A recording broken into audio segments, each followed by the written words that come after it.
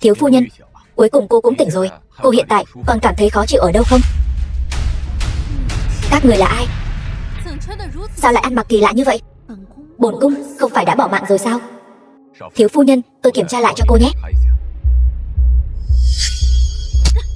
Đừng đụng vào tôi, quân nô tài to gan. Ông lại dám dùng mồi lửa lấy mắt của bổn cung. Cái này, chủ nhiệm, cô ta có phải là bị vấn đề ở đây không?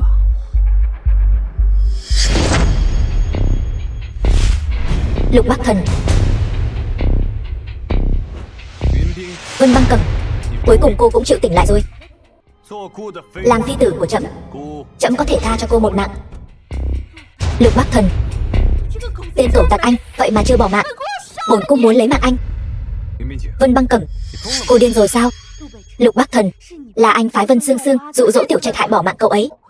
Hôm nay tôi nhất định phải lấy mạng anh báo thù cho cậu ấy. Cô thật là vô lý. Cô ta rốt cuộc là làm sao vậy?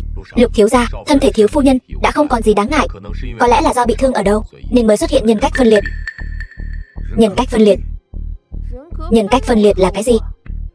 Vân Băng Cẩm, cô thật lắm trò. Cẩu tặc, đi, buông tôi ra, lôi kéo còn ra thể thống gì? Vân Băng Cẩm, cô tưởng rằng cô giả điên giả khờ là có thể hồ đồ cho qua tội trạng cô dùng dao vạch thương mặt người khác sao? Anh ta đang nói những lời điên rồ gì vậy? Cẩu tặc, anh lại muốn đổ thêm loại nước bẩn gì lên người bổn cung? Cô còn để tôi nghe thấy hai chữ cẩu tặc. Vậy thì đừng hòng nghĩ đến cái danh Lục phu nhân nữa. Chức vị gì? Một lũ nói bậy. Cô, anh đây đang chơi hóa trang đấy. Tiểu Trạch, em chưa bỏ mạng sao? Em chưa bỏ mạng sao? Anh, chị ấy nguyền em bỏ mạng kia, cô nên biết đủ đi. Chuyện đầu tiên cô ta làm khi vừa tỉnh lại là cầm dao nhắm vào tôi. Anh, không ngờ chị dâu quê mùa của em đây cũng cá tính đấy chứ.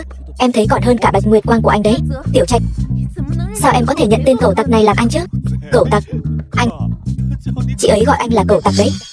Bác sĩ nói cô ta xem phim cung đấu nhiều quá rồi nên bị tâm thần phân liệt. Lục Cẩu, anh không được vô lễ. Tiểu Trạch, em qua đây. Em không đi. Tiểu Trạch, cứu em. Vân Băng Cẩm, cô có thể bình thường chút được không? Đừng có phát điên bất cứ lúc nào, ở bất cứ đâu nữa. Không, anh, vậy là chị dâu bây giờ đầu óc có chút vấn đề, hay là chúng ta về nhà trước đi? Chị dâu, không, Hoàng tỷ, xin hãy đội chiếc phương biện mới nhất. Chúng ta về nhà thôi. Không, về cung, được. Sau khi về cung, bổn cung sẽ đem Vân Sương Sương, người đàn bà này, lập tức lấy đầu thị chúng. Vân Sương Sương, đó chẳng phải là Bạch Nguyệt Quang của anh sao? Người đàn bà này quả thật độc ác. Hoàng tỷ, người đi trước đi. Đây là vật gì vậy? Xe đó. Không, đối với chị mà nói thì đây là xe ngựa. Xe ngựa sao? Lên kiệu.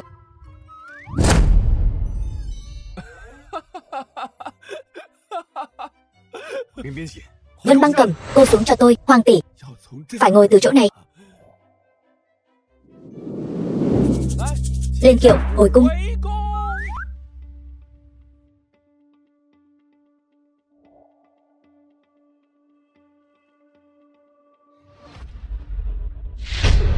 Triệu Thúy Lan, mẹ của Vân Sương Sương. Vân Băng Cẩm, tiện nhân cô, trả lại mặt cho con gái tôi. Vân Băng Cẩm, tiện nhân cô còn dám trốn tôi, đồ tiện tỳ từ đâu ra, lại dám vô lễ với bổn cung. Tốt lắm, cô lại dám mắng tôi. Xem hôm nay tôi dạy dỗ cô thế nào. Tôi...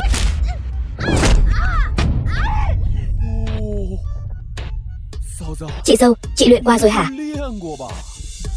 Bổn cung là trưởng công chúa đệ nhất của Vân Quốc, từ nhỏ đã cùng phụ hoàng luyện tập võ nghệ bắn cung. Chút tài mọn này căn bản không đáng nói. Vân Băng Cẩm, cô đừng có quá đáng. Cô cướp hôn ước của tôi, cào sức mặt của tôi, bây giờ còn đến sỉ nhục mẹ tôi, đúng không? Vân Sương Sương, buông tay ra. Vân Băng Cẩm, tiện nhân, tại sao cô lại trở về cướp đi anh Bắc Thần? Tôi chỉ muốn lấy lại những thứ thuộc về mình thôi. Anh Bắc Thần là của tôi. Cô bỏ mạng đi. Bắt đầu từ hôm nay, anh Bắc Thần sẽ biết cô là một người đàn bà độc ác. Anh ấy nhất định sẽ ly hôn với cô.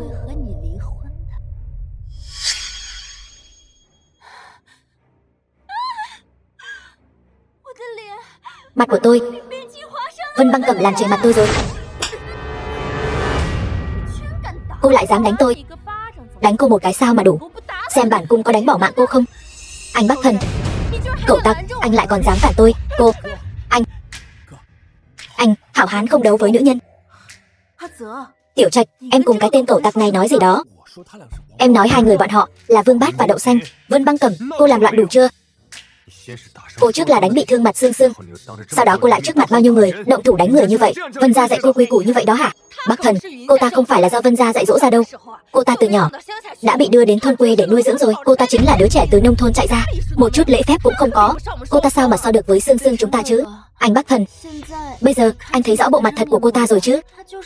Cô ta chính là vì ghen tị với em nên mới cố ý làm chảy mặt em đó. Ghen tị, cô cũng xứng sao? Chẳng lẽ không phải sao? Cô chính là vì ghen tị tôi và anh Bắc Thần có hôn ước nên mới bày ra cái trò Vân gia và Lục gia trước đó có hôn ước, ép buộc anh Bắc Thần kết hôn, khiến anh Bắc Thần không thể không cưới cô. Hôm nay tôi nhất định phải mang con bé đi, mang đi. Được thôi, vậy sau này Vân gia sẽ không còn người con gái này nữa. Đi mau. Được, đi thôi. Đi theo bà ngoại. Tiểu Cầm, sau này cháu cùng bà ngoại sẽ sống ở đây. Bà ngoại không cho phép ai được ức hiếp cháu nữa. Bà ngoại, cháu Thi. Bà ngoại, bà làm sao vậy? Bà ngoại, bà đừng dọa cháu. Bà ngoại. Bác sĩ, bà ngoại của tôi, bà ấy làm sao rồi? Bà ngoại tôi bị nhồi máu cơ tim rất nặng. Bác sĩ, tôi cầu xin ông nhất định phải cứu bà ngoại tôi. Nếu có thể tốn nhiều tiền mời đến chuyên gia nổi tiếng nước ngoài, có lẽ vẫn còn một tia hy vọng. Năm đó, người cứu Lục Gia Gia là mẹ của tôi. Con dâu mà Lục Gia Gia đã định, đáng lẽ phải là tôi mới đúng. Lục lão phu nhân, bà nội của Lục Bắc Thần. Sao Vân gia các người lại còn có một đứa con gái nữa? Các người có thể không thực hiện hôn ước, nhưng bây giờ tôi cần 100 vạn. Số tiền này coi như tôi mượn của các người. Nói chuyện vay tiền mà cứ như là điều đương nhiên vậy. Cô là người đầu tiên đó. Lục gia chúng ta trước nay luôn là người giữ chữ tín. Đây là do ông nội cháu đã định hôn ước cho cháu rồi. Cháu nhất định phải kết hôn cho bà nội.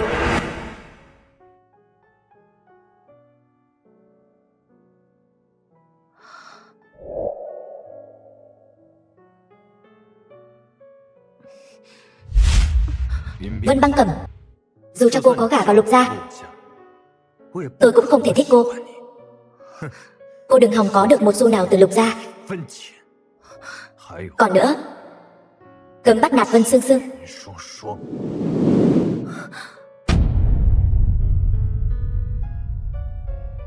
Được. Chuyện gì xảy ra vậy? Những hình ảnh này là từ khi nào mà bản cung phải chịu khuất phục người khác như vậy? Vân Băng Cẩm, cô còn nhớ lúc ban đầu gả vào Lục gia đã hứa với tôi điều gì không? Bây giờ cô ra tay đánh Sương Sương, lập tức xin lỗi Vân phu nhân và Sương Sương. Xin lỗi. Anh lại dám bắt bản cung? Xin lỗi hai con tiện tì này. Cô, đợi đã. Sao mình lại gả cho cậu tặc Lục Bắc Thần này? Rốt cuộc là chuyện gì đang xảy ra vậy? Vân Băng Cẩm, các người làm loạn đủ chưa? Lục phu nhân, mẹ của Lục Bắc Thần. Mẫu hậu. Không đúng, mẫu hậu đã sớm qua đời nhiều năm rồi, không thể nào sống lại được. Lục phu nhân, người phải làm chủ cho Sương Nhi đó. Lục phu nhân, Sương Sương là một nữ minh tinh đang nổi đó. Bây giờ mặt của con bé bị chảy rồi, sau này làm sao còn đóng phim được nữa. Vân Băng Cẩm quá độc ác rồi. Hôm nay nhất định phải bắt cô ta, cho Sương Sương một lời giải thích. Vân Băng Cẩm, bây giờ tôi cho cô hai con đường. Thứ nhất, ly hôn với Bắc Thần ngay lập tức, để tắt thành cho Bắc Thần và Sương Sương, và lập tức công khai xin lỗi Sương Sương. Thứ hai, để cảnh sát lập tức bắt giam vì tội cố ý gây thương tích. Xem ra bà ấy thật sự không phải là mẫu hậu. Mẹ, tục ngữ có câu thà phá 10 tòa miếu chứ không phá một mối hôn. Anh trai và chị dâu đều đã kết hôn rồi, mẹ ép họ ly hôn. Mẹ nói xem có phải là hơi là gì? Con đang dạy đời mẹ đấy sao? Được, được, con im miệng. Các người thích làm gì thì làm. Đã chọn xong chưa? Người có thể khiến bản cung phải lựa chọn còn chưa ra đời đâu. Cô, chị dâu, lợi hại. Vân Băng Cẩm, cô điên rồi sao? Cô dám nói chuyện với Lục bá mẫu như vậy? Vân Băng Cẩm, không bị điếc thì đừng có lớn tiếng như vậy. Tôi chọn con đường thứ ba. Cô làm gì vậy? Cô làm gì vậy? Cô đừng đụng vào tôi.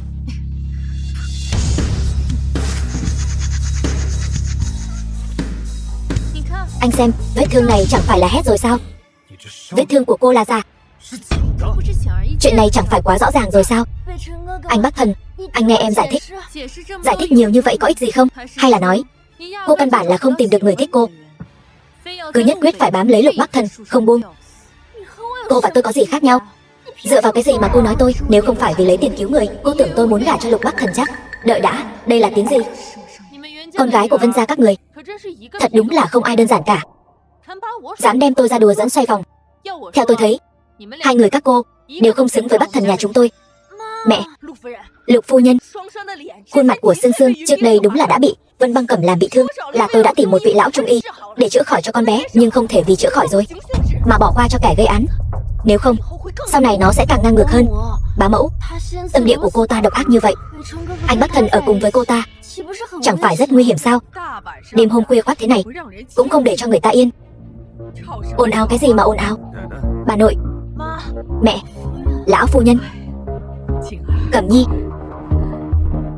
cháu chịu khổ rồi. Vị này là ai vậy? Gọi tổ mẫu, thằng nhóc thối tha này. Cháu chăm sóc Cẩm Nhi thế nào mà cháu lại làm con bé bị thương? Bà nội, chính cô ấy đã dùng dao làm bị thương mặt Sương Sương. Vết thương trên đầu cô ấy là tự cô ấy cố ý đập vào. Sao cháu lại, người khác nói gì cháu cũng tin sao? Vết dao, bà thấy mặt cô ta vẫn tốt chán mà. Cháu, tổ mẫu vẫn là người anh minh nhất, không giống như một số người mắt mù tâm cũng mù. Chị dâu con đập đầu một cái, đập cho nó thông suốt ra đấy. Vân Băng Cẩm, từ khi nào mà cô ăn nói sắc sảo như vậy? Bản cung là đệ nhất trưởng công chúa, lẽ nào còn phải đối với anh giả tạo khách sáo sao? Vết thương trên mặt cô ta không nhìn ra một chút dấu vết nào, còn bản cung, vết thương trên đầu tôi vẫn còn đây. Anh nói xem, rốt cuộc ai mới là người bị hại? Vết thương trên mặt Sương Sương lành lại đều là nhờ tôi mời được vị lão trung y kia, y thuật cao minh, chỉ trong 2 ngày ngắn ngủi đã từ hủy dung đến lành lặn. Chi bằng cô mời vị thần y kia đến đây. Vừa hay, vết thương trên đầu tôi vẫn còn đây, chi bằng cũng chữa cho tôi đi. Vừa hay, cô xem thử, hồi nhỏ trèo cây hái tổ chim bị ngã nên mới có cái sẹo này, cô bảo ông ta đến đây giúp tôi xóa nó đi luôn đi. Cậu, hơn nữa, nếu như nó đã khỏi hẳn rồi, vậy mà còn giả vờ làm người bị hại để lừa gạt mọi người. Tâm địa thật khó lường, đáng lấy mạng. Anh Bắc Thần, anh nghe em nói, theo tôi thấy thì Nhị Vân tiểu thư gia này so với Cẩm Nhi nhà chúng ta đúng là không thể so sánh về sự quang minh lỗi lạc được. Cũng may tôi đã hủy bỏ hôn ước của các cháu rồi. Anh Bắc Thần, anh nghe em giải thích, cô học nói dối từ khi nào vậy? Em không có, với mấy trò vặt vãnh của cô ta cũng chỉ lừa được anh thôi. Thật ngu muội, xin lỗi cô ấy đi. Xin lỗi, không tha thứ, cút ra ngoài.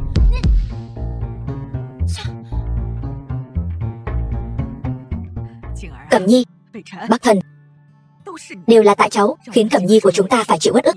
Cháu đó phải bồi thường cho con bé thật tốt. Ngày mai có một buổi đấu giá từ thiện, cháu đó dẫn Cẩm Nhi đi cùng đi, để con bé khuây khỏa đầu óc. Đấu giá từ thiện? Cái gì đây? Chị đi rồi, chị sẽ biết thôi, có rất nhiều bảo vật đấy. Thật sao? Vậy Tiểu Trạch, em cùng chị đi có được không? Tiểu Trạch không đi được, ngày mai nó có việc, ngày mai cháu đi nhé. Cháu thích gì thì cứ mua nấy. Bảo Lục Bắc Thần mua cho cháu đừng sợ giá đắt đó. Sương Sương, Vân Băng Cẩm, sao cứ như biến thành một người khác vậy? Hơn nữa lại còn trở nên thông minh hơn nữa chứ. Chúng ta không thể để nó ngồi vững vào cái vị trí thiếu phu nhân Lục ra được. Mẹ yên tâm đi, còn nhất định sẽ khiến cô ta phải trả giá. Vân Sương Sương làm cô bị thương là cô ấy không đúng, nhưng mục đích cô gả cho tôi đã đạt được rồi. Sau này trong cái nhà này, tôi không muốn nhìn thấy những chuyện đấu đá nhau như thế này nữa. Vậy anh nên nói với Vân Sương Sương Bạch Liên Hoa của anh ấy. Anh nói với tôi có ích gì? Cô nói gì? Cô nói lại lần nữa xem. Anh, đồ vô liêm sỉ. Vô liêm sỉ cái gì? Không phải cô bảo tôi đến tận cửa ép hôn để cưới cô sao? Hơn nữa giữa vợ chồng với nhau như vậy không phải rất bình thường sao? Vân Băng Cẩm, cô diễn cái gì với tôi? Anh tránh xa tôi ra một chút. Được, bổn cung, tôi không chấp nhận với anh. Tôi muốn đi ngủ. Nếu muốn đi ngủ thì đi khử cái mùi trên người cô trước đi. Trên người tôi có mùi gì? Mùi nước khử trùng của bệnh viện. Nghe cũng khó ngửi thật. Tôi muốn thay y phục. Thay y phục? Tự đi vào phòng tắm mà thay. Không ai thay y phục cho tôi làm sao mà tắm rửa đây? Hay là tôi tự mình thay y phục cho cô nhé? Vậy thì không cần đâu.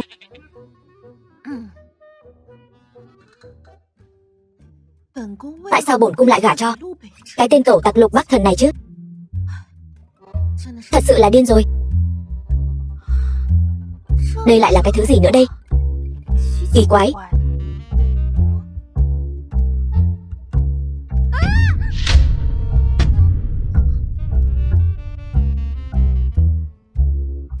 Vân Băng Cẩm, cô muốn để vết thương trên đầu cô không khỏi, để còn tống tiền nữa đúng không? Chỉ biết có tiền, tiền, thô tục. Tôi thô tục. Lúc trước là ai đến Lục gia, vừa đòi tiền, vừa đòi bất động sản hả? Tôi làm vậy là để chữa bệnh cho bà ngoại tôi. Khốn kiếp, sao cô lại cướp lời? Vân Băng Cẩm, bớt giở trò đi. Cô bảo một người già, mỗi ngày giả bệnh để diễn kịch với cô, thật không biết xấu hổ. Diễn kịch? Anh. Thôi đi, tôi không chấp nhận với anh.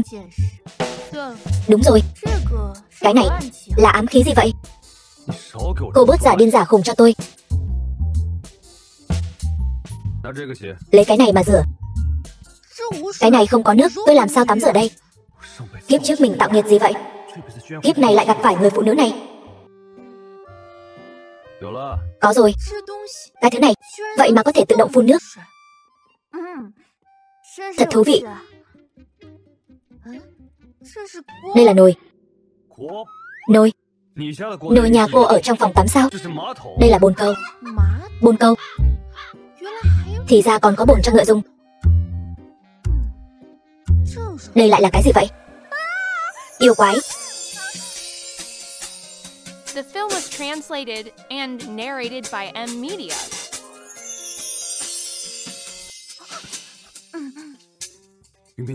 Vân Băng Cẩm, cô đúng là càng ngày càng không có giới hạn. Đến cả chiêu tự chui đầu vào giỏ cũng dùng rồi, phải không? Rõ ràng là anh mơ ước bản cung, mơ ước sắc đẹp của tôi. Thật là không thể hiểu nổi. Anh. Alo, xin đấy. Bây giờ đã là năm 2024 rồi, cậu có thể đừng có cổ hủ như vậy được không? Tiểu Trạch, em vừa nói hôm nay là năm nào? Năm 2024, năm 2024. Chị xem. Vân Quốc đó. Vân Quốc. Chị dâu. Vân Quốc đã cách đây hơn 1000 năm rồi. Hơn 1000 năm. Vậy nên bây giờ đã là ngàn năm sau rồi. Lục Bắc Thần không phải Lục Bắc Thần cẩu tặc năm xưa. Vào.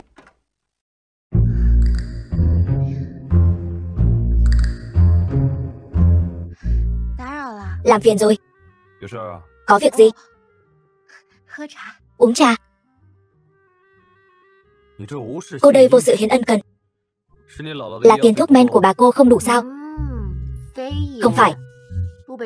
Lục Bắc Thần, tôi muốn nói với anh một chuyện. Chuyện gì? Tôi muốn ra ngoài làm việc. Làm việc? Lục gia chúng ta nuôi nổi cô, nhưng tôi muốn tự lực cánh sinh.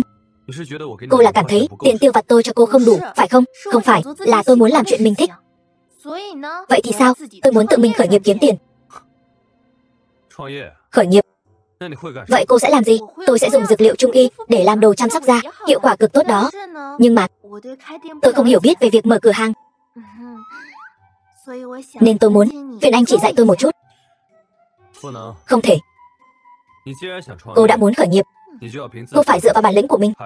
Còn nữa, Lục gia sẽ không bỏ ra một xu nào đâu. Biết rồi.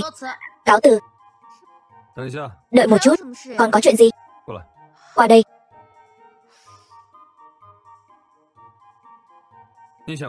Cô muốn làm việc, tôi không can thiệp cô. Nhưng buổi đấu giá từ thiện ngày mai không được xảy ra sai sót. Biết rồi. Bản cung. Tôi sẽ cố gắng. Xảy ra sai sót thì anh làm gì được tôi? Tôi đây muốn xem thử xem cô lại muốn giở trò gì nữa đây. Thằng nhóc thối tha. Cháu đó nhất định phải đối tốt với cháu dâu của bà đó, không được phép lăng nhăng với Vân Sương Sương kia. Cháu nghe rõ chưa hả, tổ mẫu?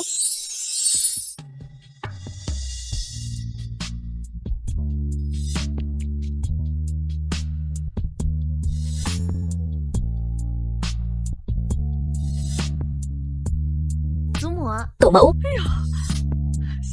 Tiểu Cẩm. Cháu xem Tiểu Cẩm nhà chúng ta này, xinh đẹp như vậy, điểm nào không bằng cái Vân Sương Sương kia chứ. Cháu đừng có ở trong phúc mà không biết hưởng nữa. Tiểu Cẩm, hôm nay đi đấu giá. Cháu thích cái gì? Bảo Bắc Thần mua cho cháu. Cháu đừng có tiếc tiền nha.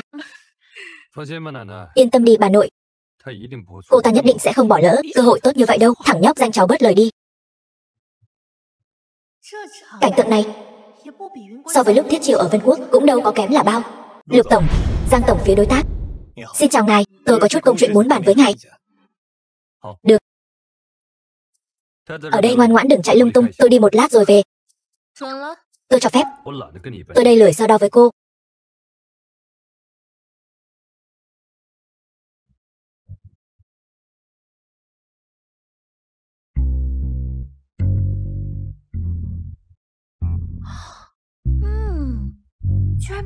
Vậy mà còn ngon hơn cả đồ ngự trù làm nữa chứ.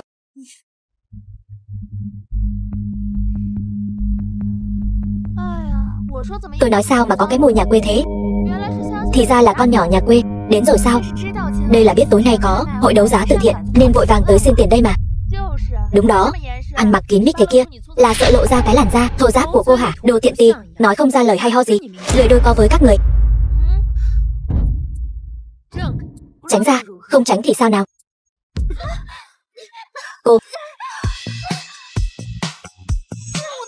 Đầu của tôi, cô, tay của tôi, còn dám tới nữa hả? Còn điên này. Sao lại có một mình vậy? Anh Bắc Thần, không đi cùng cô sao? Nhớ thương anh rể dữ vậy sao? Lẽ nào là còn muốn quyến rũ anh rể nữa hả? Cô. Tôi khuyên cô đó, khôn hồn thì mau cút đi.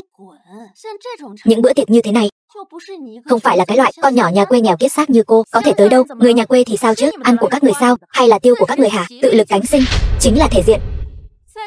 Nhìn lại mấy người đi, gặm nhấm cha mẹ, không biết xấu hổ. Lấy việc tiêu tiền của đàn ông làm vinh, cái này với gái làng chơi có gì khác nhau? Tiền của tôi đều là tự tôi đóng phim kiếm được đó. Vậy còn mấy cái vai diễn của cô là dùng thủ đoạn gì để có được đây? Chẳng lẽ là quyến rũ anh rể của cô? Cô Sương Sương, đừng có phí lời với cô ta. Tôi thấy cô ta là muốn ăn đòn đó. Sương Sương, cứu tôi với. Tôi đánh không lại cô ta. Vân Băng Cẩm, làm gì vậy? Tôi chỉ động gân cốt một chút thôi. Anh Bắc Thần, các người còn ngây ra đó làm gì? Nữ minh tinh đang nổi, Vân Sương Sương quyến rũ người đã có gia đình. Đây là tin tức lớn cỡ nào chứ? Mau chóng đưa tin đi. Đừng chụp nữa. Cô là người của công chúng, chú ý đến nơi này một chút. Ông xã. Tiểu Trạch nói phu quân chính là ông xã. Mình chắc là không gọi sai đâu nhỉ. Đi thôi, buổi đấu giá sắp bắt đầu rồi. Cô còn biết sắp bắt đầu rồi cơ đấy. Tôi tìm cô nãy giờ. Nhập vai nhanh thật đấy. Lỗi của tôi. Đi thôi. Chào mừng các vị quý tân đến với buổi đấu giá từ thiện tối nay. Tiền từ thiện của buổi đấu giá tối nay toàn bộ sẽ được dùng để giúp đỡ người dân ở vùng nghèo khó. Lục Bắc Thần, anh đợi lát nữa, phải quyên góp nhiều tiền hơn một chút. Nghiệt của anh ở kiếp trước quá nặng rồi, tích thêm chút đức đi. Tôi có được địa vị như ngày hôm nay, vậy chứng tỏ kiếp trước tôi tốt đẹp, không giống như cô. Tôi đoán cô kiếp trước chắc chưa làm được việc tốt nào. Anh cũng chỉ giỏi mỗi việc đầu thai. Món đấu giá đầu tiên, vòng tay phỉ thúy xanh hồ nước.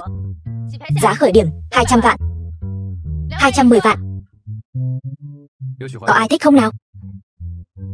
Tôi không thích đồ rác rưởi. Cái miệng của cô thật là độc địa. Món đấu giá tiếp theo là một món đồ cổ. Ngàn năm trước, ngọc tỷ truyền quốc của Vân Quốc.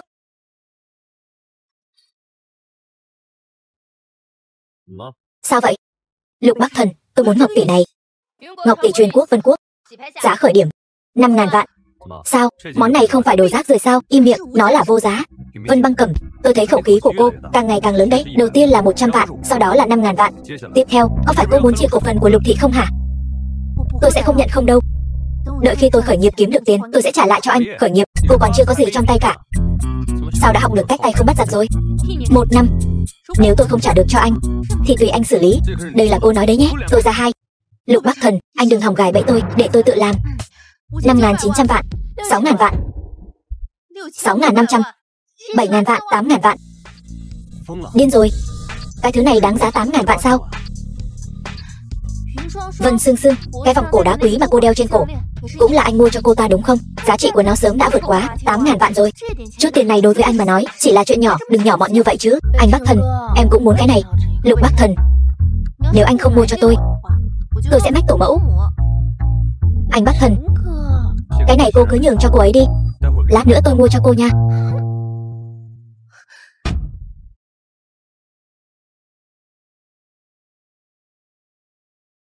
Thế nào? Vừa lòng chưa? Cảm ơn.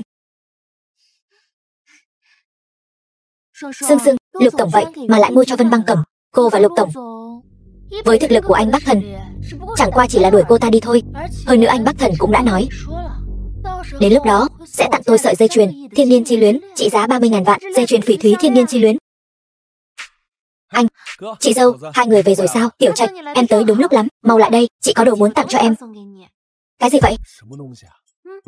Vân Băng Cẩm, anh đừng nói gì.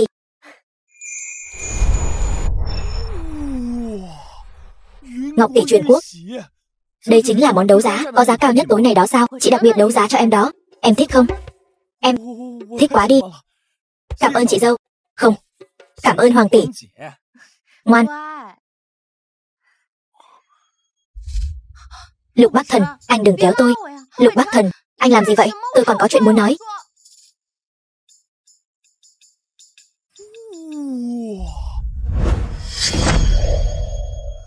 Lục Bắc Thần, anh muốn làm gì? Anh buông tôi ra. Tôi muốn làm gì?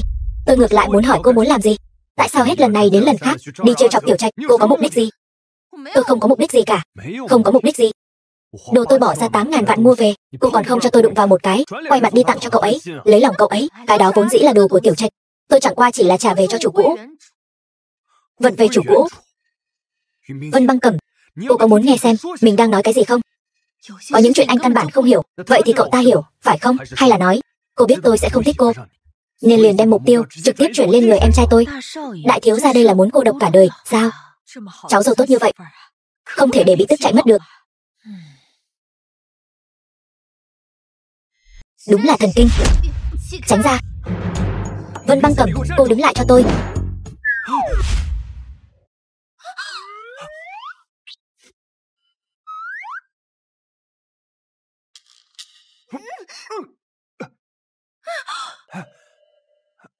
Vân Băng Cẩm, cô là cún hả? Tôi là đồ nắm đấm đấy.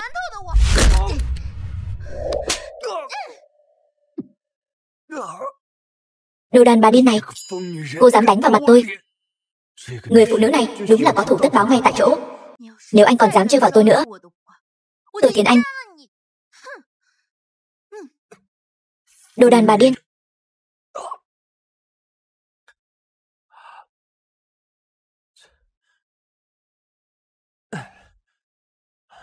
Hạt Châu. Lại là bà nội. Ghế sofa đâu?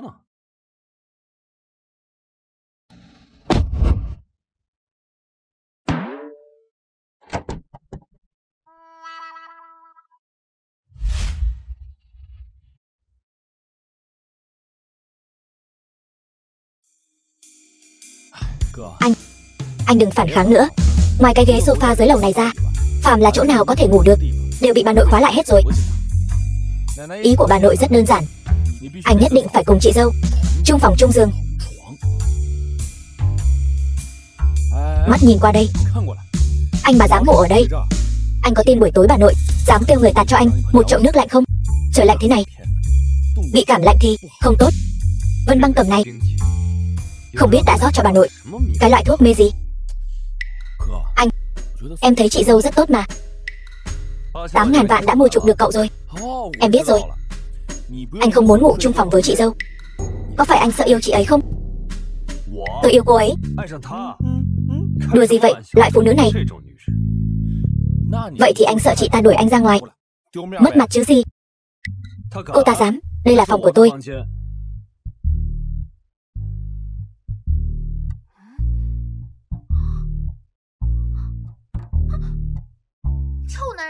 Đồ đàn ông thối tha, anh cũng chỉ là sinh ra trong xã hội pháp trị thôi. Nếu không thì tôi đấm cho anh một phát, bỏ mạng luôn.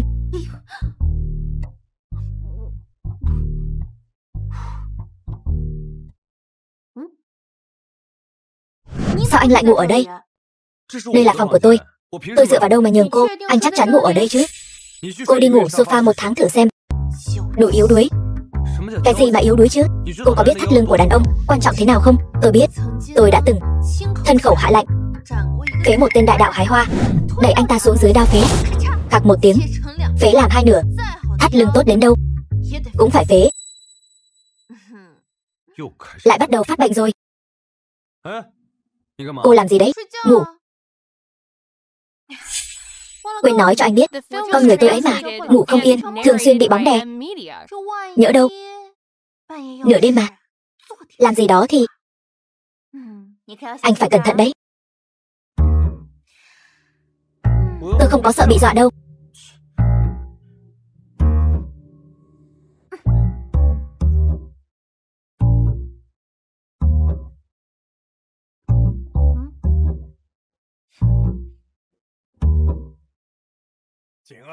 Cẩm Nhi, con làm phụ hoàng quá thất vọng rồi.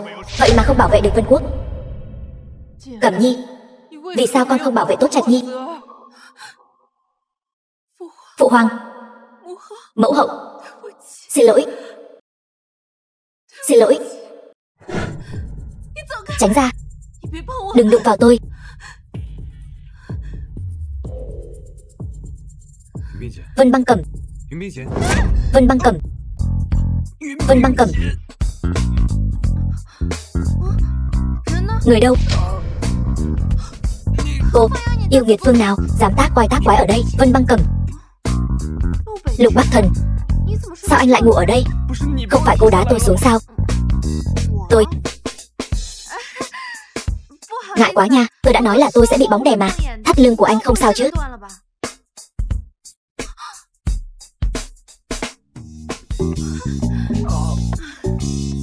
Tiểu tử thối, lúc bản công chúa còn trong cung đấu, anh còn đang tranh ăn với cún đấy.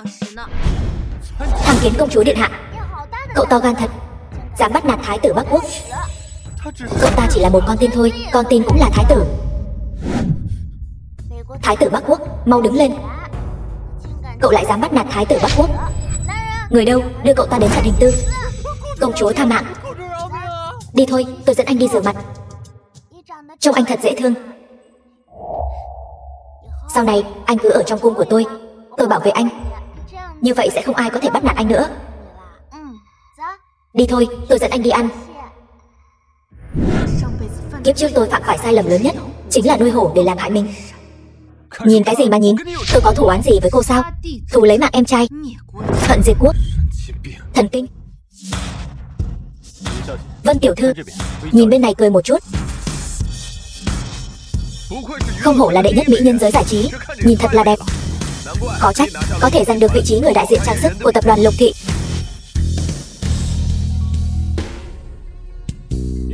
Vân tiểu thư, năm nay là năm thứ 3, cô trở thành người đại diện toàn cầu trang sức Lục Thị.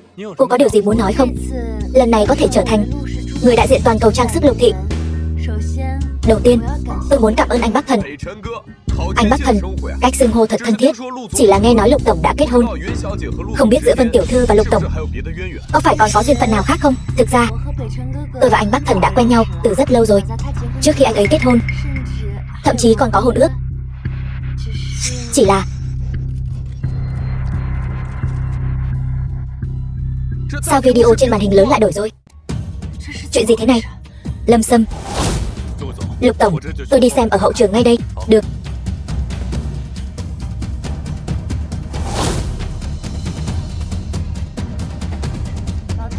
Bà ngoại, mạng thật dai. Lâu như vậy rồi mà vẫn chưa bỏ mạng. Cô đến đây làm gì? Người mà anh Bắc Thần thích là tôi. Cho dù Vân Băng Cẩm gả vào Lục gia thì sao chứ? Cô ta sớm muộn gì cũng bị đuổi ra ngoài thôi. Không, Tiểu Cẩm nói họ rất ân ái. Đó là cô ta lừa bà thôi. Bà nói xem, bà hại bỏ mạng con gái còn chưa đủ sao? Bây giờ còn muốn kéo cả cháu ngoại cùng bỏ mạng nữa sao? Cô...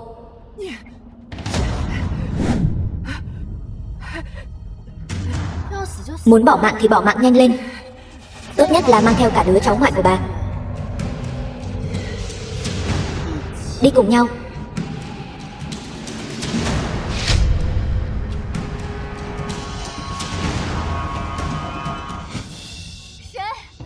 Ai? Đây là ai làm vậy?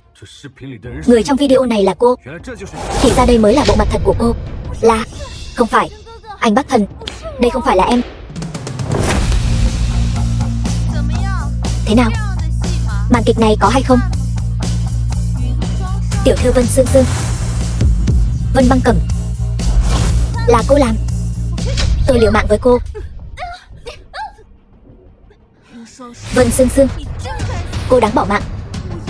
Cố ý hãm hại tôi cũng thôi đi, cô lại dám đối với một người già ra tay độc ác như vậy. Đó là số trời đã định. Tôi chỉ là giúp bà ta một tay thôi. Tôi có gì sai chứ? Bỏ mạng không hối cải, đáng tru diệt. Cô muốn làm gì, Vân Băng Cẩm? Bàn tay này của cô thật tiện. Vậy thì tôi sẽ hủy hoại bàn tay này của cô để răn đe. Cô dám? Có gì mà không dám. Bây giờ là xã hội pháp trị. Nếu cô dám động vào tôi, cô cũng sẽ bị trừng phạt. Tôi nhớ ra rồi. Đây chẳng phải là Lục thiếu phu nhân vừa mới gả vào Lục gia không lâu sao? Phu nhân của Lục tổng đó chính thất đại chiến tiểu tam. Một màn kịch lớn như vậy không thể bỏ lỡ được. Tiểu thư Vân Sương Sương, xin hỏi đoạn video ngược đãi người già vừa rồi có phải là sự thật không? Tại sao cô lại làm như vậy? Cô thân là một minh tinh đang nổi, không sợ những hành vi tồi tệ này ảnh hưởng đến giá trị của bản thân sao? Mọi người đang nói gì vậy? Tôi không biết. Tôi không biết.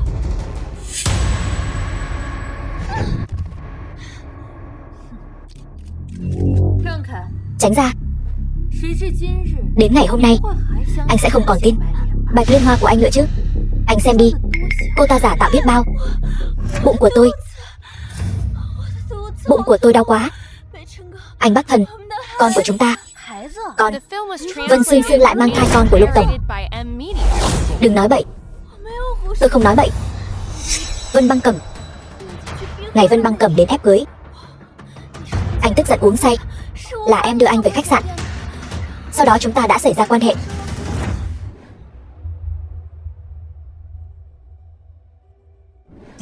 Không thể nào.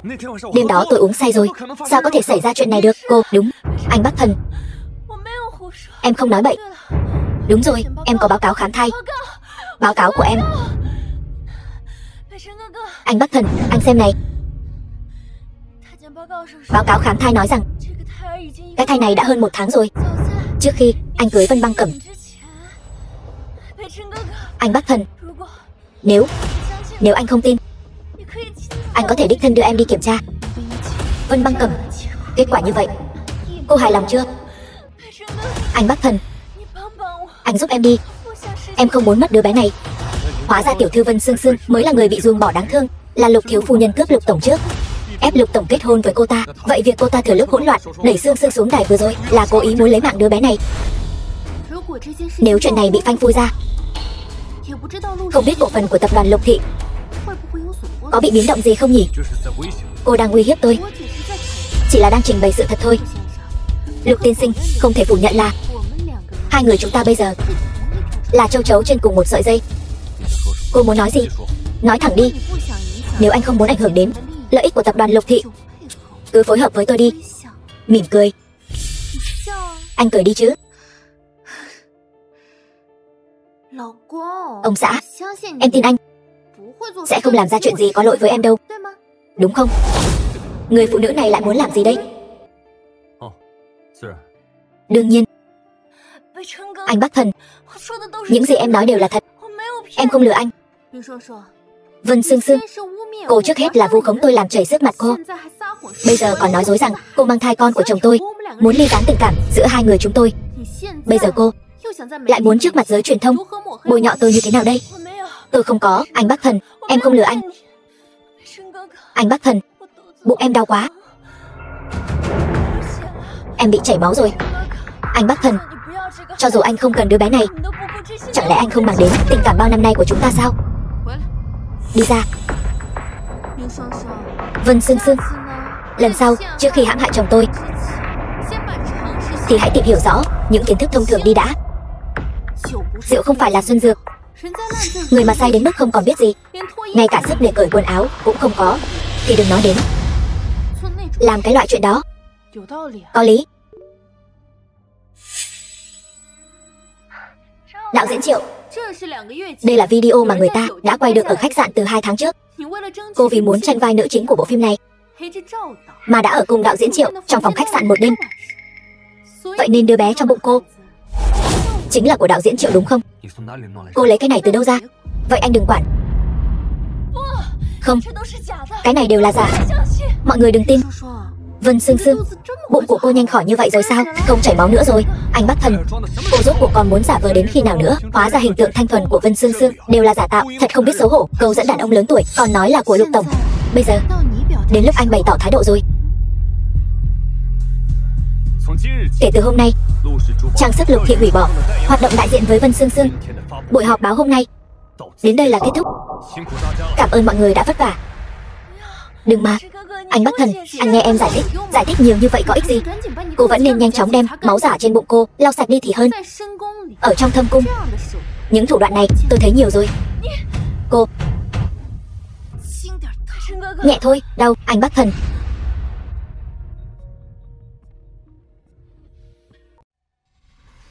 Cái quái gì? Chuyện gì xảy ra đây? Sao thế? Tìm kiếm nổi bật của Vân Sương Sương đều biến mất hết rồi, bao gồm cả việc video cô ta đến bệnh viện tìm bà ngoại đều không còn. Sao lại thế được? Không tin chị xem đi. Chị xem đi, bây giờ toàn là tin Vân Sương Sương đi làm từ thiện ở trại trẻ mồ côi. Trời, ai mà có bản lĩnh lớn vậy? Đến cái này cũng tẩy trắng được. Ngoài anh trai em ra, cả Bắc Thành này ai còn có bản lĩnh lớn như vậy nữa chứ? Anh trai em? Không thể nào. Chị dâu, thật ra chị không biết đâu. Anh trai em vốn dĩ không thích Vân Sương Sương. Trước kia kết hôn với cô ta hoàn toàn là vì cái hôn ước khốn kiếp kia. 3 năm sống chung, sao có thể không có chút tình cảm nào chứ? Đúng rồi, Tiểu Trạch, em có quen bác sĩ tim mạch giỏi nào không? Không quen. Chị tìm cho bà ngoại đúng không? Vậy chị tìm anh trai em đi, bảo anh trai em giúp chị tìm đi, để anh ấy giúp chị. Chị không thèm nhờ anh ta đâu. Em biết có một người quen. Ai vậy?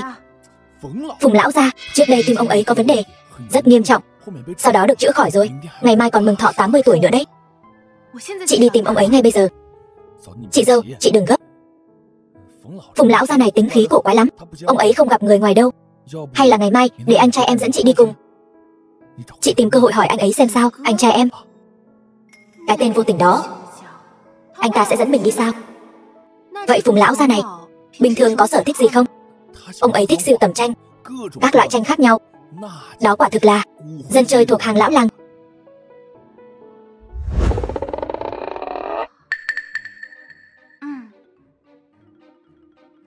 Lục Bắc Thần, cô có chuyện gì sao? Tôi đó muốn anh tối mai đưa tôi đến dự tiệc của Phùng lão gia gia. Những nơi như vậy không hợp với cô. Vừa trải qua chuyện của Vân Sương Sương, lúc này xuất hiện chắc chắn sẽ trở thành tiêu điểm bàn tán của mọi người. Lục Bắc Thần, tôi kém cỏi đến thế sao? Vậy cô đến dự tiệc của Phùng lão gia làm gì? Nói thật thì anh ấy có lẽ cảm thấy mất mặt nên không muốn dẫn mình theo. Dân nhà quê mà, chưa từng được thấy xã hội thượng lưu trông như thế nào. Tò mò thôi mà. Tò mò. Tôi thấy là cô muốn nhân cơ hội leo lên người có tiền thôi. Đúng vậy, tôi chính là kẻ ham hư vinh, muốn có cuộc sống hơn người. Tôi đương nhiên không muốn trở về cuộc sống bình thường rồi, vậy nên là phải tìm sẵn đường lui trước khi ly hôn. Mong Lục tổng anh tác thành. Cô đừng hòng. Tôi tự nghĩ cách. Xin chào, xin vui lòng cho xem thiệp mời. Tôi là Lục thiếu phu nhân của Lục Bắc Thần. Lục tổng đã vào trong rồi. Nếu cô là Lục thiếu phu nhân, tại sao không vào cùng với Lục tổng? Người bây giờ cứ tưởng có chút nhan sắc là muốn trèo cao vào nhà giàu. Tiệc mừng thọ của Phùng lão gia đâu phải loại chó mèo nào cũng có thể trà trộn vào được. Không có thiệp mời tuyệt đối không được vào. Làm phiền rồi. Cẩm Nhi. Thừa tướng. Công chúa, tuyệt đối không thể để Lục Bắc Thần trở về Bắc Quốc, thả hổ về rừng, họa vô cùng. Thừa tướng, không cần phải nói nữa, bổn cung đã quyết. Công chúa, Lục Bắc Thần, anh ta có dã tâm rất lớn. Nếu tôi tin rằng anh ta sẽ không làm ra chuyện gì bất lợi cho Vân Quốc đâu. Mong ngày mai tảo triều, Vân Nguyên ca có thể ủng hộ tôi. Thôi vậy, đều nghe theo công chúa. Cẩm Nhi, anh chuẩn bị xuất ngoại rồi. Anh Văn Uyên, vậy anh còn quay trở lại không? Em yên tâm, anh nhất định sẽ trở về. Được, anh Văn Uyên, vậy em đợi anh trở về. Anh Văn Uyên, anh về nước rồi. Hôm qua đã về rồi, định bụng đến Vân Thôn tìm em, không ngờ lại gặp ở đây. Em cũng không ngờ. Cô ấy là bạn gái của tôi, cùng tôi đến đây.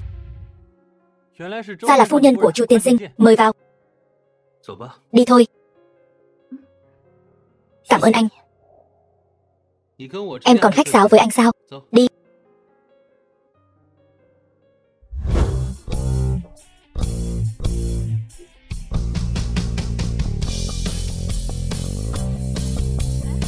Kia chẳng phải là Lục thiếu phu nhân sao? Sao lại đi vào cùng một người đàn ông lạ mặt thế kia? Anh Bắc Thần. Vân Sương Sương. Cô còn dám ra ngoài. Ba em bảo em đến tham dự tiệc mừng thọ của Phùng lão gia. Trong cốc thủy tinh này đựng rượu nếp, có thể tùy ý cầm lên uống. Nhiều cốc lưu ly như vậy, thật đẹp. Anh Bắc Thần, anh xem. Loại phụ nữ như Vân Băng Cẩm, cô ta chỉ biết quyến rũ đàn ông. Cô ta căn bản không xứng với anh. Chuyện giữa tôi và cô ta không đến lượt cô ở đây chỉ trỏ. Anh Bắc Thần, em chỉ là lo lắng cho anh, sợ anh bị cô ta lừa. Điểm này cô ta có thể so với cô sao? Bác. Vân nữ sĩ, tôi đã kết hôn. Xin chú ý lời nói và hành động của cô. Vân Băng Cẩm, cô chờ đó cho tôi. Vân Băng Cẩm, cô qua đây tôi bảo. Tiên sinh, anh là ai? Tại sao lại muốn mang Cẩm Nhi đi? Cẩm Nhi, anh quen cô ta lắm sao? Mắc mớ gì tới anh? Tiên sinh, xin anh buông tay. Tôi là chồng cô ấy. Thế nào, đủ tư cách chứ? Cẩm Nhi, em kết hôn rồi sao? Em ra ngoài trước một lát. Đi. Vân Băng Cẩm, rốt cuộc cô muốn làm gì? Đến tham gia yến hội thôi. Đương nhiên là để mở mang kiến thức rồi. Mở mang kiến thức. Tiện thể thì kết giao với mấy người có tiền, tìm sẵn nhà tiếp theo. Cho nên cô liền kết giao với một người đàn ông xa lạ để anh ta dẫn cô vào. Tôi đã cho Lục tổng anh cơ hội rồi. Là Lục tổng anh tự không cần. Vân Băng Cẩm, đừng quá đáng đấy. Chú ý thân phận của cô. Yên tâm, trước khi ly hôn với anh, tôi sẽ không cắm sừng anh đâu. Bây giờ tôi có thể quay lại hội trường được chưa? Lục Bắc Thần, anh có thôi đi không? Vì danh dự của Lục thị, tối nay làm tốt thân phận Lục thiếu phu nhân của cô đi, tránh xa cái người đàn ông kia ra cho tôi. Mọi người cứ nói chuyện đi, tôi đi xem bên kia một chút. Cẩn thận một chút, đừng có gây chuyện cho tôi. Anh vẫn nên lo cho bản thân mình trước đi.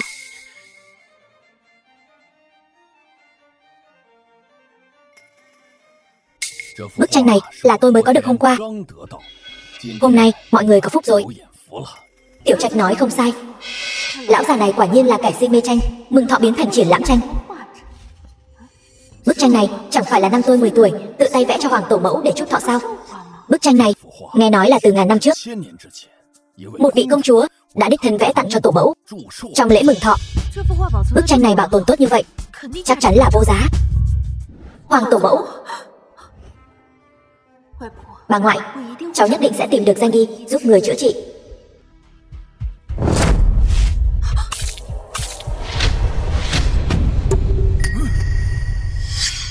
Lục thiếu phu nhân, vậy mà lại hắt nước trái cây lên tranh. Vân Băng Cẩm, lần này cô tiêu đời rồi, danh họa ngàn năm, có tiền cũng không mua được. Cảm ơn. Người phụ nữ này sợ ngây người rồi sao?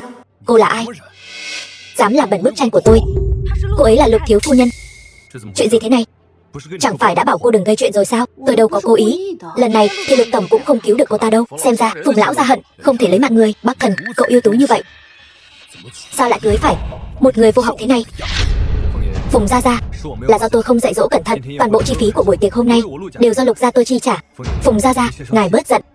Phùng lão gia, có lẽ ngài không biết, lúc trước ấy là Lục thiếu phu nhân tự mình đến ép Lục tổng kết hôn đấy. Lục tổng không thể không cưới. Gà rừng mà cũng muốn biến thành phượng hoàng, thật là mất mặt.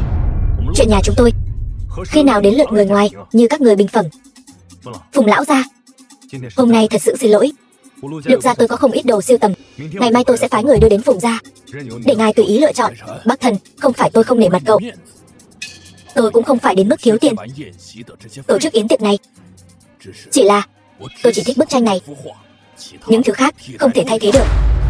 Kỹ năng của bức họa này cũng không phải là quá tốt, có chút non nớt. Nếu như ông thích, tôi sẽ vẽ một bức y như đúc đến cho ông là được chứ gì. Vân Băng Cẩm, đừng có làm loạn, chuyện này để tôi xử lý. Rắc rối do chính tôi gây ra, tôi tự mình giải quyết được. Tay nghề vẽ không tốt, chẳng lẽ tranh cô vẽ tốt hơn cô ta sao? Đương nhiên, thật là một kẻ không biết trời cao đất dày. Cô tưởng với trình độ của giáo viên mỹ thuật vùng quê của cô thì được chắc. Bức tranh này là do công chúa vẽ từ ngàn năm trước đấy. Nếu như tranh tôi vẽ không tốt bằng bức này thì tùy Phùng lão ra xử trí. Đủ rồi, Vân Băng Cẩm, cô có biết cô đang nói gì không? Yên tâm, tôi có chừng mực. Phùng lão gia, tôi và Cẩm Nhi quen nhau từ nhỏ. Tài vẽ tranh của cô ấy quả thật rất giỏi. Kính xin Phùng lão gia cho cô ấy một cơ hội để cô ấy vẽ một bức. Tôi không đồng ý. Sao? Lục tổng đối với phu nhân của mình không có lòng tin sao? Liên quan gì đến anh? Chuyện của Lục gia chúng tôi, người ngoài không được xen vào. Lục Bắc Thần cũng không đến lượt anh thay tôi quyết định. Vậy anh ta có tư cách sao? Ít nhất anh ta hiểu tôi hơn anh. Cô Cẩm Nhi, anh Văn Nguyên tin em. Được, nếu cô đã có gan như vậy, vậy thì tôi cho cô một cơ hội. Nếu như vẽ không tốt thì cút ra ngoài và rời khỏi Bắc Thành. Được.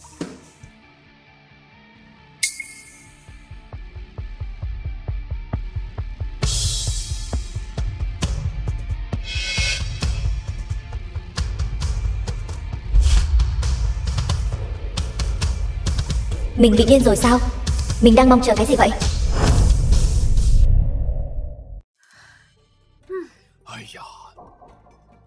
Bức tranh này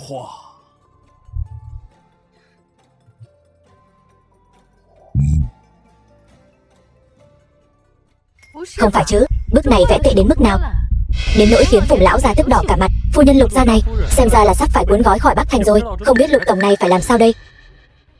Phùng gia, ngài đừng giận. Vân Băng Cẩm dù sao cũng là người của Lục gia chúng tôi. Bức họa này thật sự là giống hệt như bản gốc, giống y như lúc ấy. Không, nội dung thì giống nhau như đúc, chỉ là cái ý cảnh và bút pháp này đã vượt qua cả bản gốc rồi. Tốt, tuyệt vời. Phùng lão gia quá khen rồi, là vãn bối múa xỉu qua mắt thợ thôi. Bắc Thần, Phùng gia gia, thu hồi lời vừa nói. Cháu đó nhặt được bảo bối rồi. Phùng gia gia vui là được. Không ngờ rằng cô ấy vẽ giỏi đến vậy. Cẩm Nhi bao nhiêu năm không gặp, hóa ra tài vẽ của em đã trở nên tinh xảo đến thế. Anh Văn Nguyên quá khen rồi. Nể mặt anh quen biết phu nhân của tôi có thể tặng anh vài bức danh họa. Mấy bức tranh khác tôi không hứng thú, nhưng nếu Cẩm Nhi có thể tự tay vẽ một bức tranh tặng cho tôi nhất định sẽ trân trọng thật kỹ. Không vấn đề gì. Vân Băng Cẩm, đừng quên thân phận của cô. Chỉ là một bức tranh thôi mà, thật keo kiệt. Đây là vấn đề của một bức tranh thôi sao? Cô ta chỉ là một kẻ vô danh tiểu tốt. Tranh của cô ta sao có thể so sánh với những bức danh họa nghìn năm được chứ? Đúng vậy, đúng đó. Anh Bắc Thần, những gì em nói đều là sự thật. Người thực sự thích tranh đó chính là thích công sức và ý nghĩa của nó.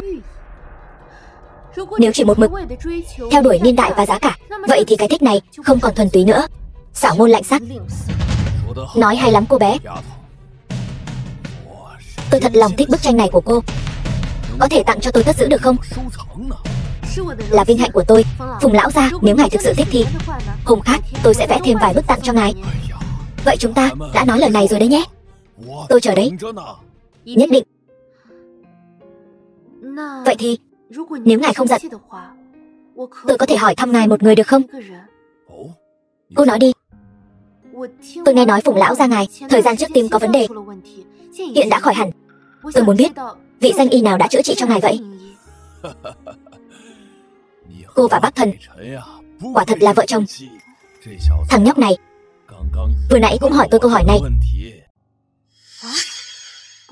Chẳng phải đã bảo không cho anh ta quản chuyện của bà ngoại rồi sao? Chẳng lẽ thật sự giống như Phùng lão gia nói là vì quan tâm tôi sao? Cô đừng suy nghĩ lung tung.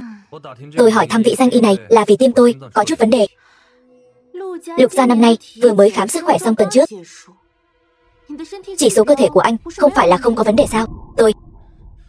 Tim tôi tuần này mới có vấn đề. Không được sao? Nói ra mới thấy thật trùng hợp nha. Anh Văn Nguyên của cô đây này chính là người đã chữa khỏi bệnh cho tôi đấy. Bác sĩ tim mạch nổi tiếng. Anh Văn Nguyên, hóa ra người chữa khỏi tim cho Phùng lão gia, bác sĩ nội khoa tim mạch nổi tiếng quốc tế chính là anh. Đúng vậy, những năm qua tôi vẫn luôn làm việc ở phòng khám của Mỹ, gần đây mới về nước. Cẩm Nhi đó, nếu có chỗ nào cần anh giúp đỡ, lúc nào cũng nói với anh. Anh Văn Nguyên, em thật sự có một chuyện muốn nhờ anh.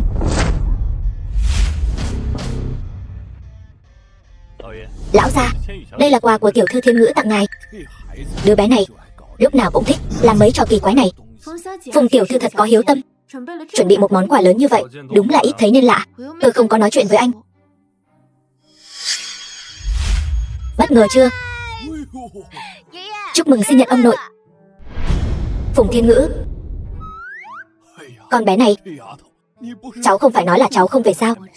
Cháu làm vậy chẳng phải là để chuẩn bị bất ngờ cho ông sao? Sao nào, chẳng lẽ ông không thích món quà này của cháu sao? Thích chứ, thích quá đi chứ. Không có món quà nào tốt hơn cháu gái của tôi cả. Bác Thần, tôi về rồi đây. Tôi còn tưởng cô ở luôn bên nước ngoài, không về nữa chứ. Lúc trước tôi còn quá trẻ người non dạ, bây giờ mới phát hiện ra nước mình vẫn là tốt nhất. Bác Thần, vị này là phu nhân của anh phải không? Đúng vậy, cô ấy là phu nhân của tôi, Vân Băng Cẩm. Vị này là cháu gái của Phùng Gia Gia, Phùng Thiên Ngữ. Phùng tiểu thư, chào cô. Lục Bác Thần, chắc kiếp trước anh phải giải cứu cả Ngân Hà rồi ấy nhỉ, nên mới cưới được một người vợ xinh đẹp như vậy. Cẩm Nhi, Thiên Ngữ và Bác Thần từ nhỏ đã lớn lên cùng nhau. Tôi vẫn luôn vun vén cho hai đứa nó đấy. Nhưng mà hai đứa này cứ không có cảm xúc gì cả. Ông nội, cháu thích người ấm áp. Lục Bác Thần chính là một tổng giám đốc bá đạo. Làm anh em thì được, chứ làm người yêu cháu không có hứng thú. Ai thèm. Băng Cẩm, cô xinh đẹp như vậy, có thể làm bạn với tôi không? Làm bạn sao? Thật ra thì tôi không thích kết bạn lắm. Vậy tôi có thể làm người bạn đầu tiên của cô không? Phùng Thiên Ngữ, đây là phu nhân của tôi. Cô muốn làm bạn với cô ấy, có phải nên hỏi ý kiến của tôi trước không? Anh đúng là... Được thôi, tôi đồng ý làm bạn với cô. Cảm ơn Băng Cẩm. Cô thật tốt. Tôi cũng cảm ơn cô. Khoan đã. Vân Băng Cẩm, đồ đàn bà xấu xa. Tại sao ai cũng thích cô vậy? Tại sao? Bánh kem đến rồi đây. Cẩm Nhi, anh đi lấy bánh kem giúp em nhé. Không cần đâu anh Văn Nguyên, để em tự làm cho.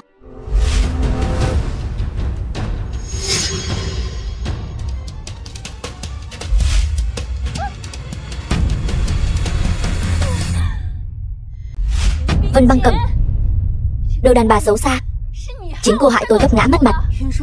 Vân Sương Sương, khả năng đảo ngược trắng đen của cô bây giờ thật sự là ngày càng mạnh hơn đấy. Người đàn bà độc ác như cô, tôi liều mạng với cô. Không sao chứ? Không bị thương chứ? Không. Anh Bắc Thần, tại sao anh còn bảo vệ cô ta? Nếu không có cô ta, người gả cho anh bây giờ là em. Quan hệ của chúng ta cũng không thể đến bước này. Đây chính là lý do cô hủy hoại dung nhan của cô ấy sao? Chính cô ta hại tôi té ngã bẽ mặt. Tôi không hủy hoại dung nhan của cô ta. Không phải tôi, là tôi hại cô té ngã. Vân tiểu thư, cô nghĩ mọi người đều bị mù sao? Vừa rồi rõ ràng là cô muốn đẩy Băng Cẩm để cô ấy bẽ mặt. Không ngờ bây giờ là cô tự làm tự chịu. Vân Sương Sương này thật là độc ác. Đây chính là con gái do Vân gia bồi dưỡng ra sao? Các người ăn nói hàm hồ. Hiện trường có rất nhiều người như vậy, dựa vào cái gì mà các người nói là tôi đẩy? Đã biết là cô sẽ không thừa nhận, nhưng không sao. Giám sát sẽ chứng minh tất cả. Mọi người muốn xem thử không?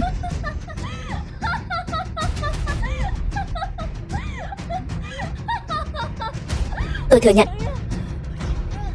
là tôi cố ý. Vừa rồi ly nước ép kia đổ lên bức tranh, cũng là tôi cố ý đẩy cô ta.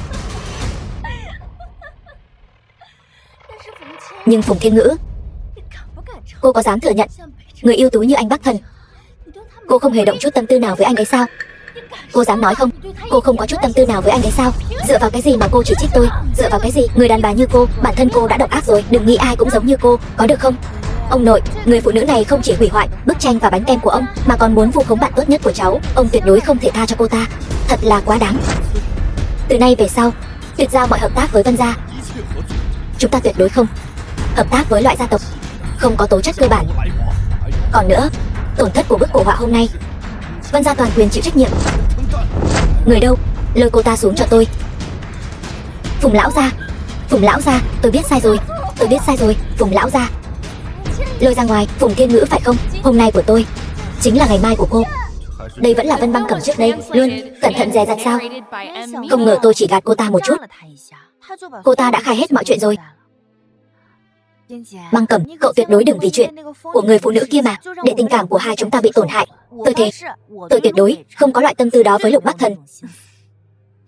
Không sao, rồi không đốt trứng không có vết. Dù sao, sớm muộn gì cũng ly hôn thôi. Cẩm Nhi, điều tra về quá khứ Chu Văn Uyên với Vân Băng Cẩm. Cẩm Nhi, em yên tâm, chuyện của bà ngoại cứ giao cho anh, em không cần lo lắng đâu. Anh Văn Nguyên, cảm ơn, giữa chúng ta không cần phải nói cảm ơn, bà xã.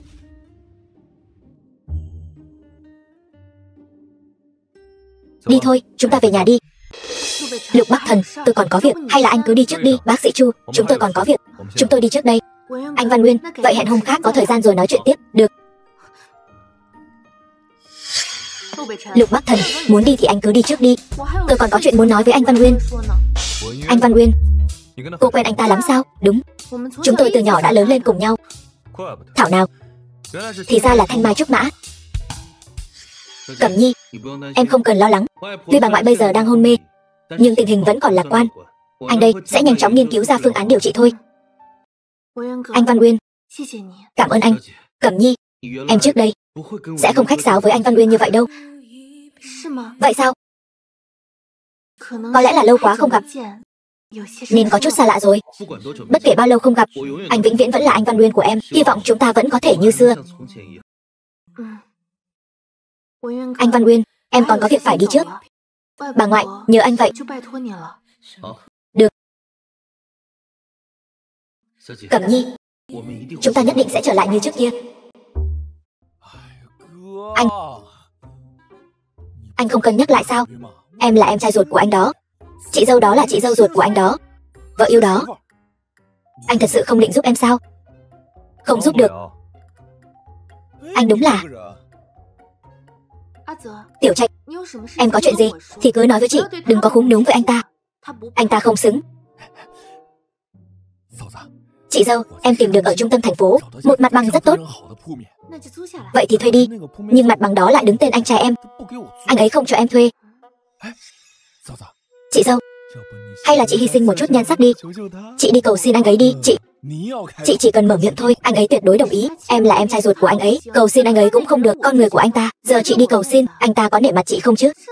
Bắc Thành lớn như vậy, chẳng lẽ không có cửa hàng nào khác phù hợp sao? Thật sự không có cái nào thích hợp hơn cái cửa hàng đó nữa. Chị dâu, em xin chị đó. Chị không thể đi cầu xin anh ấy được. Vậy thôi, coi như là không làm ăn được rồi. Em chỉ có thể đi đánh liên quân của em thôi. Em đợi một chút. Được, chị đi cầu xin anh ấy. Hình như hôm nay anh trai em đi bệnh viện rồi. Biết rồi. Chị dâu, lúc chị đi cầu xin anh trai em ấy, nhất định phải dịu dàng, mặt tươi như hoa. Anh ấy là người không ăn cứng, chị ăn mềm. Cố gắng vậy. Cố lên. Lục tổng, cậu ta là cái tên đã làm giấy khám bệnh giả cho Vân Sương Sương đó. Lục tổng, xin anh tha cho tôi lần này đi. Tôi biết sai rồi. Cậu thân là bác sĩ, vậy mà lại đi làm giấy khám bệnh giả. Cậu còn tư cách gì để hành nghề nữa? Đưa cậu ta xuống, giao cho viện trưởng xử phạt. Lục tổng, Lục tổng. Cẩm Nhi, anh Văn Nguyên, cô đi xem bệnh nhân ở giường số 8 đi. Vâng. Cẩm Nhi, em đến thăm bà ngoại sao? Em nghe nói bà ngoại tỉnh rồi, nên đến xem. Lục Bắc Thần có đến đây không? Anh không thấy Lục tổng. Tiểu Trạch nói anh ấy đến bệnh viện rồi. Tình hình của bà ngoại bây giờ thế nào rồi? Khi nào thì có thể phẫu thuật? Đã kiểm tra toàn diện rồi. Tình hình khá tốt, ca phẫu thuật được sắp xếp sau 3 ngày nữa. Tốt quá rồi. Lục tổng, ngài bảo tôi điều tra chuyện của bác sĩ Chu và thiếu phu nhân. Tôi đã điều tra rõ rồi. Nói Chu Văn Nguyên được dân làng Vân Thôn nhận nuôi, sống ở Vân Thôn 18 năm, cùng thiếu phu nhân lớn lên. Thiếu phu nhân vẫn luôn chờ anh ấy trở về, chờ Chu Văn Nguyên. Nếu không phải bà ngoại của thiếu phu nhân bệnh tình nguy cấp cần tiền gấp, thiếu phu nhân có lẽ sẽ không gả cho anh. Ai thèm cưới cô ấy chứ? Có phải cậu không muốn làm nữa không? Tôi lỡ lời rồi. Thiếu phu nhân có thể gả cho ngài, chắc chắn là coi trọng con người của ngài rồi. Ai thèm được cô ta coi trọng chứ? Nếu thật sự vì tiền, cô ấy có thể đi tìm Vân gia mà. Dù sao cô ấy cũng là con gái ruột của Vân Thiệu Dũng.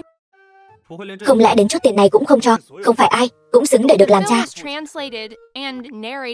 Ý gì? Thiếu phu nhân trước khi đến Lục gia đã đến Vân gia trước, hy vọng Vân gia có thể cho cô ấy vay tiền. Vân gia không những không cho vay, còn đuổi cô ấy ra ngoài. Cho nên thiếu phu nhân không còn cách nào mới đến Lục gia. Có thể cô ấy sợ Lục gia cũng không cho cô ấy vay tiền, cho nên mới lấy hôn ước ra để uy hiếp ngài đó. Thì ra là chuyện như vậy. Lục tổng, ngài xem, ngài đã hiểu lầm thiếu phu nhân lâu như vậy, có phải nên bồi thường một chút không? Chuyện này đâu trách tôi được, là cô ấy không nói. Tôi đây tự dưng có được một người vợ, tôi biết tìm ai mà nói đây. Tự dưng có thêm một người vợ, không nên vui sao? Có cần tôi tìm cho cậu một người không? Không, không cần thiết đâu.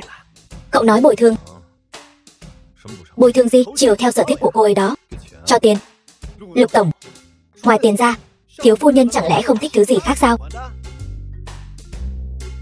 Thứ khác cô ấy muốn sao? Lục Bắc Thần, tôi nghe thấy rồi. Tôi có bị điếc đâu. Tôi nói này, bác sĩ Chu, anh cũng coi như là danh y.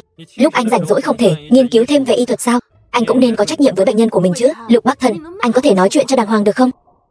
Tôi tin vào y thuật của anh Văn Nguyên. Lục tổng, xin anh cứ yên tâm, tôi rất tự tin vào y thuật của mình. Tôi nhất định có thể chữa khỏi bệnh cho bà ngoại. Tốt nhất là như vậy. Anh Văn Nguyên, nếu anh có việc thì cứ đi làm đi nhé. Khi nào có thời gian chúng ta lại nói chuyện. Được, vậy anh đi trước, còn em, hãy chăm sóc bà ngoại thật tốt nhé. Lục Bắc Thần, anh. Lúc chị đi cầu xin anh trai em, phải dịu dàng vào. Mặt phải tươi cười, anh ta là người không ăn cứng chỉ ăn mềm. Lục Bắc Thần, bây giờ anh có thời gian không? Tôi có một chuyện muốn nhờ anh. Chuyện gì? Cái cửa hàng trong tay anh, có thể cho tôi thuê được không? Không thể. Tại sao? Tôi không muốn cho cô thuê. Anh. Lục tổng, bồi thường. Cái này thật sự không được. Chị đã thử. Anh ấy không đồng ý. Chị không thể cầu xin anh ấy thêm lần nào nữa. Chị dâu, chị không thể cứ như vậy mà bỏ cuộc được. Anh trai em tối nay về, hay là chị lại cầu xin anh ấy đi. Chúng ta chuẩn bị trước đi. Chuẩn bị trước. Chuẩn bị trước. Ăn một gậy của lão tôn ta đây. Bạch Long Mã, vó hướng Tây. Em bao nhiêu tuổi rồi mà còn xem Tây Du Ký sao? Cái này gọi là kinh điển sống mãi. Bao nhiêu tuổi em cũng xem. Chị dâu, anh trai em về rồi. Quan Âm nương nương. Chị dâu, chúng ta không cần hy sinh đến mức này chứ. Lục Bắc Thần, thằng nhóc thối tha kia, sao cháu lại bắt nạt Cẩm Nhi rồi? Bắc Thần, giữa các con có mâu thuẫn lớn đến đâu, bắt người ta quỳ xuống, đúng là có hơi quá đáng rồi đấy. Con không có. Vân Băng Cẩm, cô làm gì vậy? Đứng lên cho tôi. Câm miệng. Cô thái độ gì đấy? Nam Mô A Di Đà Phật. Quan Âm nương nương ở trên, tín nữ Vân Băng Cẩm thành tâm cầu xin. Một nguyện quốc thái dân an, hai nguyện ngoại bà thân thể sớm ngày bình phục, ba nguyện khởi nghiệp thuận lợi, sớm ngày ly hôn.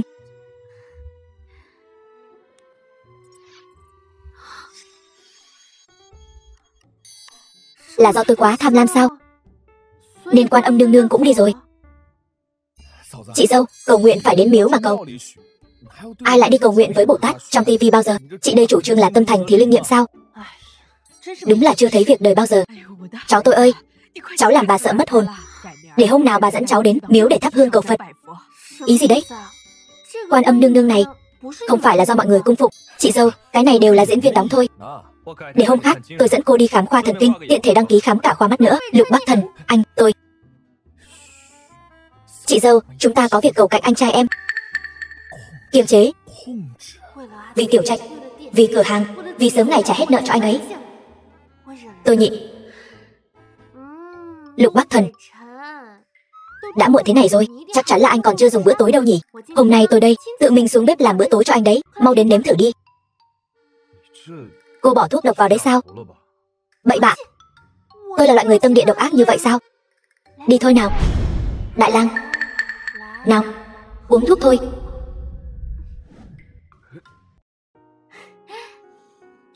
Ngồi đi, chờ đấy. Nghe nói anh thích ăn mì, tôi đặc biệt làm mì cho anh đấy. Đến nếm thử đi. Cái này của cô, đúng là mì. Danh bất hư truyền. Vón cục hết cả rồi. Tôi có bị mù đâu. Không sao, chúng ta vẫn còn. Chờ đấy. Lục Bắc Thần, nào, uống canh đi. Vân Băng Cẩm, cô muốn đầu độc tôi sao? Lục Bắc Thần, con nhện này là thứ đại bổ đấy. Anh nhất định phải nếm thử đấy. Nào, không cần đâu, anh phải nếm thử đi. Lục Bắc Thần, đây là tôi đã nấu đấy. Nấu rất lâu đấy Lục Bắc Thần.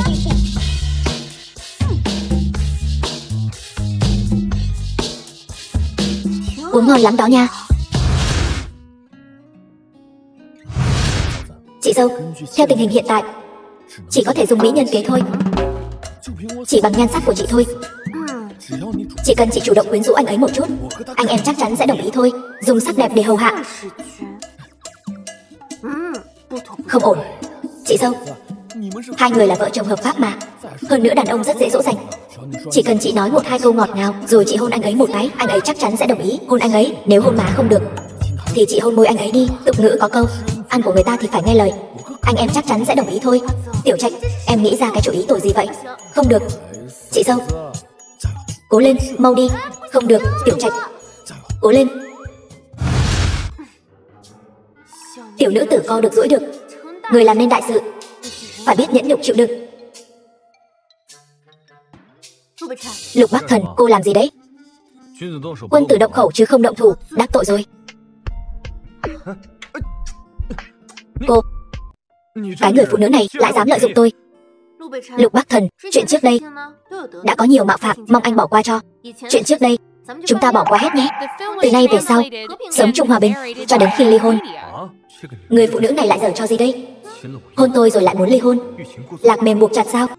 Có phải cô có chuyện gì không? Lục Bắc Thần, vẫn là chuyện cái cửa hàng kia. Không thể nào, cô đừng phí lời nữa.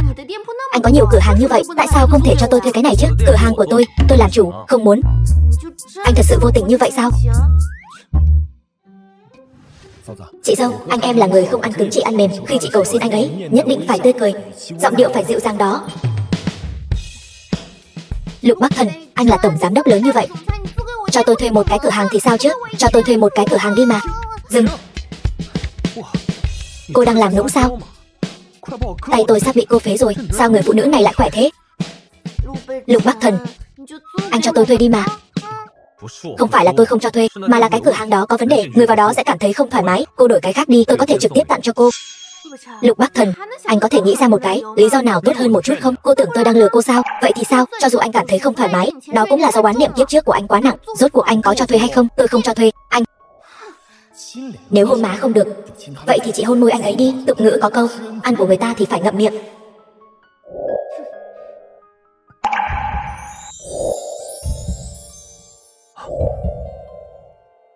Tôi thật sự không nuốt trôi. Cái mặt này chính là kẻ thù lớn từ kiếp trước.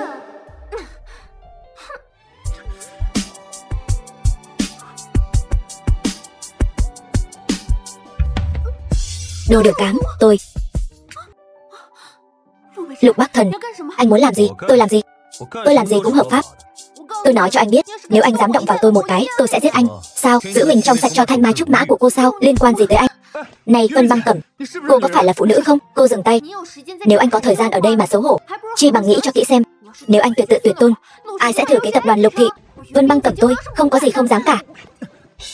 Chờ một chút, chuyện cửa hàng tôi suy nghĩ một chút. Thật không? Thật. Tốt nhất anh nên cho tôi câu trả lời sớm đấy. Còn nữa, nếu anh còn không thành thật, tôi sẽ...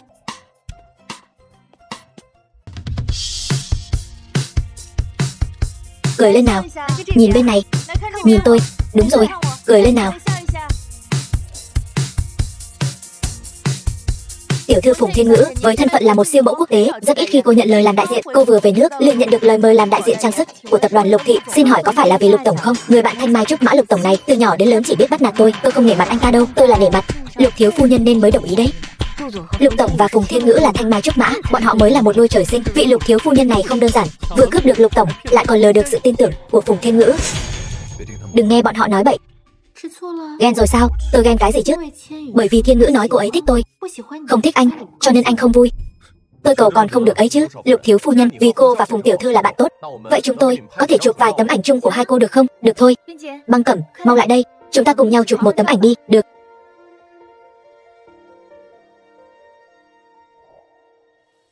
Nguy hiểm, cẩn thận. Vân Băng Cẩm,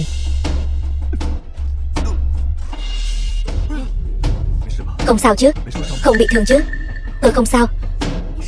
Có phải anh bị thương rồi không? Không sao, chỉ bị chảy xước một chút thôi. Lục tổng, thiếu phu nhân, tôi đi kiểm tra nguyên nhân sự cố. Được.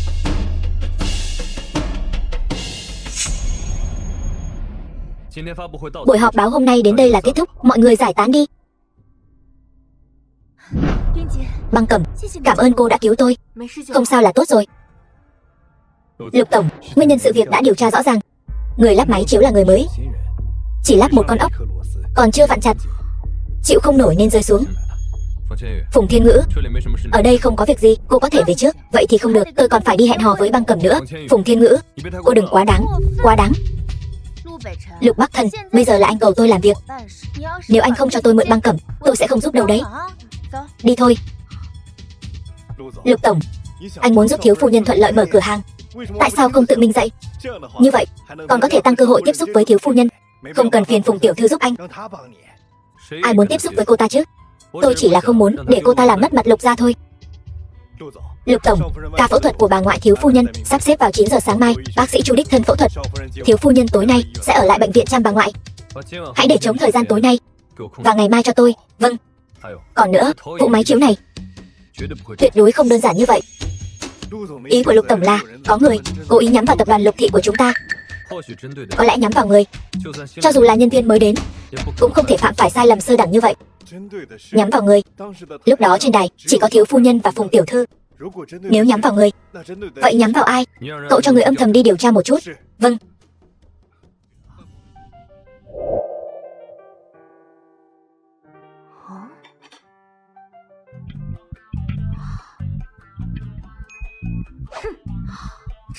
Đây là binh khí mới ra sao?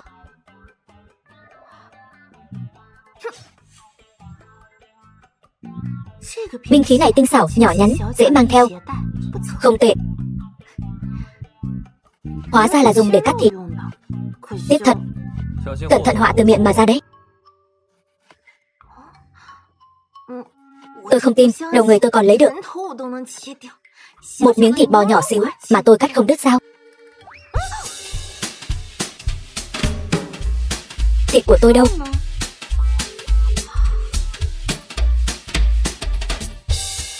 Xin lỗi nha, tôi làm lần đầu nên không quen lắm. Về đi. Vâng.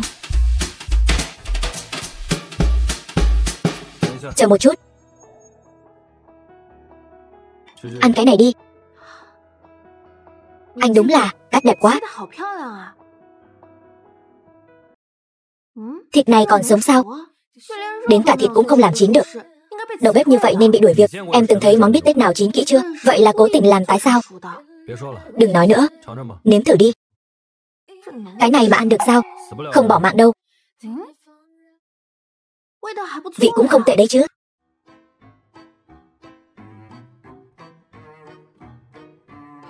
Đúng rồi. Chìa khóa này, chìa khóa cái cửa hàng mà em để ý đó, anh đồng ý cho tôi thuê rồi sao? Chỉ cần em không sợ. Đúng rồi, anh đợi một chút. Cái gì đây? Giấy vay nợ đó. Tôi sẽ không hỏi xin không của anh đâu. Tôi biết, cái cửa hàng đó tiền thuê đắt lắm đấy. 2.000 vạn một năm, cộng thêm 8.000 vạn lần trước của anh nữa, là 10.000 vạn đó. Giữa chúng ta không cần phải tính toán rõ ràng như vậy đâu. Không được, vợ chồng thân thiết cũng phải sòng phẳng. Tôi sẽ không lợi dụng anh đâu.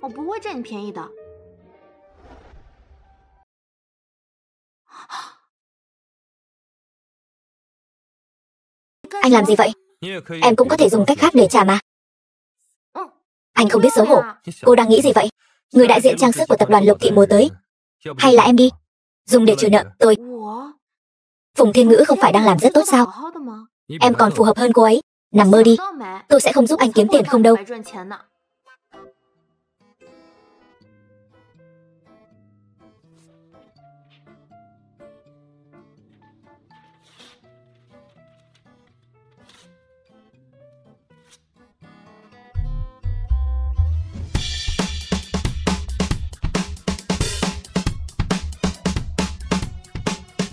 Nơi này lại là căn nhà mà Lục Bắc Thần xây từ kiếp trước. Dù đã qua ngàn năm, ngôi nhà này vẫn còn. Cẩm Nhi, sau này chúng ta sẽ sống ở đây nhé. Đây là nhà anh chuẩn bị cho em sao? Sau này đây sẽ là nhà của chúng ta. Đợi đến khi em không làm công chúa nữa, anh không làm thái tử, chúng ta sống ở đây có được không? Được. Đi ngang qua đừng bỏ lỡ. Có tiền thì ủng hộ tiền bạc, không có tiền thì ủng hộ tinh thần. Vạn Thủy Thiên Sơn luôn là tình. Dừng chân là không được đâu, lưu lại tiếng thơm cho đời sau. Không mua thì cứ vào xem cũng được. Khai trương cửa hàng mới, đồ dùng thử có thể dùng được. Cửa hàng mới của chúng tôi khai trương. Lục Tổng, có muốn qua đó không? Không qua. Mỗi lần đến cái tiệm đó, đầu tôi lại đau dữ dội. Không qua làm phiền thì hơn. Lục Tổng chắc là có duyên nợ gì đó với cửa hàng này. Cậu muốn nói gì? Lục Tổng kiếp trước chắc chắn là nợ chủ tiệm này. Hơn nữa còn là nợ tình, nên Lục Tổng cứ bước vào là đau đầu. Để cậu làm trợ lý thật là phí tài. Cậu nên đi làm biên kịch mới phải. Lục tổng, tôi biết sai rồi. Lục tổng, Phùng tiểu thư. Đi. Ngày đầu khai trương mà đã vắng vẻ thế này. Chị nói xem, có phải là do em không có nhân phẩm tốt không? Tiểu Trạch, đừng nói bậy. Chắc là do phương thức kinh doanh của chúng ta không đúng. Chúng ta là sản phẩm mới, không ai biết đến. Chúng ta cần phải cho nhiều người hơn biết đến sản phẩm của chúng ta. Vậy có thể nhờ anh trai em giúp đỡ. Không được, đây là cửa hàng của chúng ta. Chúng ta phải tự nghĩ cách. Cái người đàn ông kia đã sớm nói rồi, sẽ không giúp đâu. Vậy phải làm sao đây?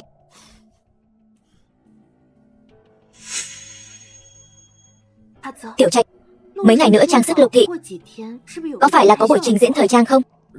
Đúng vậy, sao thế? Có lẽ đối với chúng ta, đây là một cơ hội tốt. Băng Cẩm, Mộ Trạch, Thiên Ngữ. Chị Thiên Ngữ, sao chị lại đến đây? Hôm nay, cửa hàng mới của hai người khai trương, đương nhiên là chị phải đến chúc mừng rồi. Chúc mừng gì chứ? Ngày đầu khai trương mà không có một ai, vắng vẻ như vậy. Chị Thiên Ngữ, hay là siêu mẫu quốc tế như chị, ra ngoài giúp chúng em lôi kéo khách hàng đi. Tiểu Trạch, đừng có làm loạn.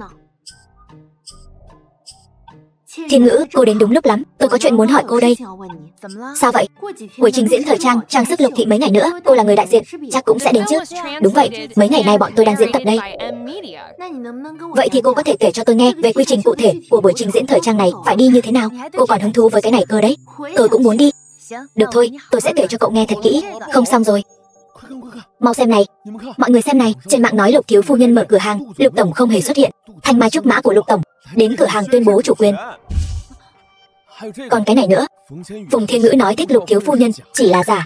Lục tổng đã sớm mua cho Phùng Thiên Ngữ một món trang sức giá trên trời để tặng cho cô ta trong buổi trình diễn thời trang này đấy. Ăn nói hàm hồ. Mấy cái giới truyền thông này cũng quá đáng thật đấy. Tuyệt vời. Tốt.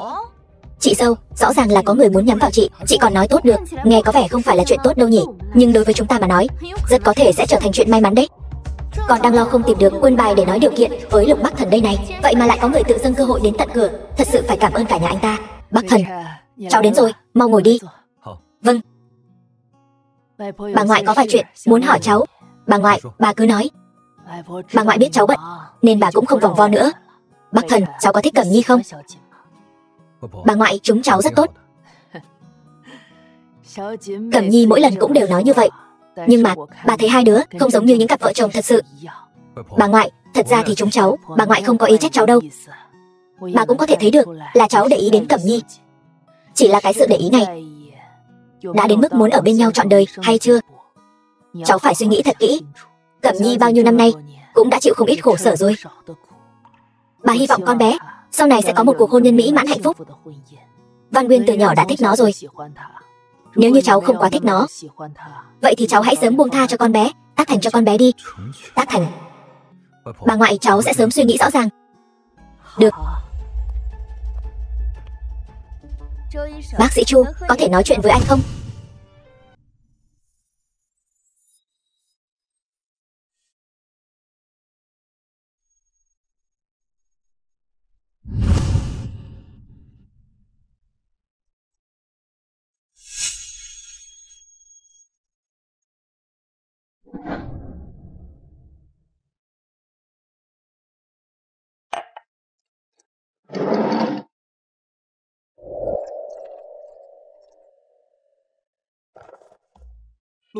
Lục tổng, chiếc vòng cổ phỉ thúy thiên niên chi luyến này, ý nghĩa tình yêu đích thực, cùng nhau đi đến hết cuộc đời, thích hợp nhất để tặng cho người vợ của mình.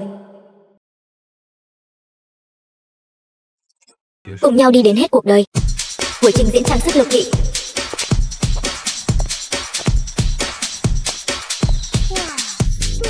Trang sức Lục thị quả không hổ danh là người dẫn đầu trong ngành, đẹp quá. Người hâm mộ còn cuồng nhiệt hơn em nữa anh. Sao Vân Băng Cẩm còn chưa đến vậy? Chị dâu em nói là đi đến cửa hàng rồi, chờ một lát sẽ đến ngay thôi. Để cô ấy lên sân khấu cuối cùng. Tối nay cô ấy diễn kết màn. Chẳng phải người diễn kết màn luôn là chị Thiên Ngữ sao? Như vậy chị Thiên Ngữ có buồn không? Sao lại thế được? Trước kia luôn diễn kết màn, tôi mới thấy chán đó. Tôi vừa gọi điện thoại cho Băng Cẩm rồi, cô ấy không bắt được xe. Bác sĩ Chu đang trên đường đưa cô ấy đến. Bác Thần, không cần lo lắng, vẫn là chị Thiên Ngữ rộng lượng nhất. Có trách chị dâu bằng lòng làm bạn với người như chị. Bác sĩ Chu, chắc chắn là vì thân phận siêu mẫu quốc tế của chị nên mới đến. Vậy bác sĩ Chu cũng khá quan tâm đến giới người mẫu chúng ta nhỉ? Bác Thần, chiếc vòng cổ này đẹp quá, tôi muốn trưng bày nó. Cái này không phải là hàng trưng bày. Vậy cái này là quà tặng cho Băng Cẩm sao? Cô nghĩ cô ấy sẽ thích chứ? Trang sức trị vài chục ngàn vạn, chắc không có cô gái nào không thích đâu nhỉ? Vậy nên người thích nó rốt cuộc là thích giá trị của nó hay là ý nghĩa? Không ngờ anh chàng bá đạo thẳng thắn như anh cũng có vẻ dịu dàng chu đáo như vậy. Lẽ nào anh trai thật sự yêu chị dâu rồi? Tôi đi đến buổi trình diễn trước đây. Là Phùng Thiên Ngữ. Phùng Thiên Ngữ lên sàn rồi. Phùng Thiên Ngữ quả không hổ danh là siêu mẫu quốc tế, khí chất đúng là khác biệt. Chị dâu cuối cùng chị cũng đến rồi. Cái này cho em, vậy chị mau đi thay đồ đi, em đi đợi chị ở đằng kia trước nhé. Chị nhanh lên, sắp đến lượt chị rồi.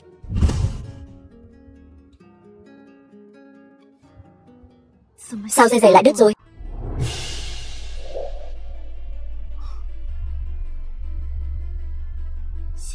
Mấy kẻ tiểu nhân bây giờ đúng là nhiều thật.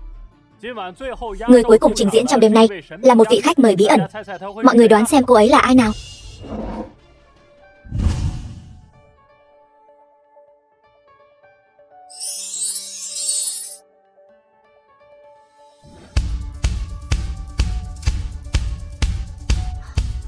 Đây là Lục thiếu phu nhân sao? Lục thiếu phu nhân đã đẹp lên như thế từ khi nào vậy? Anh, chị dâu có đẹp không? Đẹp, rất đẹp. Trời lạnh thế này, sao cô ấy lại đi chân trần? Vòng chân trên mắt cá chân của Lục thiếu phu nhân đẹp quá đi. Có lẽ là để khoe vòng chân đẹp hơn. Lần trưng bày này không có vòng chân. Anh, vòng chân chị dâu đeo trên chân hình như là vòng cổ của chị ấy. Mau chụp vòng chân của cô ấy. Vòng chân của Lục thiếu phu nhân quá độc đáo. Tôi thích cái vòng chân này, tôi muốn mua. Khí chất của Lục thiếu phu nhân tốt quá, khí chất còn mạnh hơn cả Phùng Thiên Ngữ. Đúng vậy, không giống người từ quê lên chút nào, cứ như nữ hoàng giáng lâm. Sao anh cũng lên đây rồi? Cảm ơn tất cả quý vị có mặt đã đến tham gia buổi trình diễn trang sức của Lục thị. Cũng cảm ơn bà xã của tôi đã đích thân lên sân khấu trình diễn trang sức. Tối nay muốn mời tất cả quý vị có mặt chứng kiến tình yêu của chúng tôi. Lục Bắc Thần, anh làm cái gì vậy? Không phải nói là giúp anh trưng bày trang sức, anh sẽ giúp tôi bán sản phẩm thôi sao? Tự mình thể hiện tình cảm chẳng phải có sức thuyết phục hơn sao? Lục tổng đúng là biết diễn. Ai bảo là diễn? Gì cơ? Ngoan ngoãn nghe theo sự sắp xếp của tôi.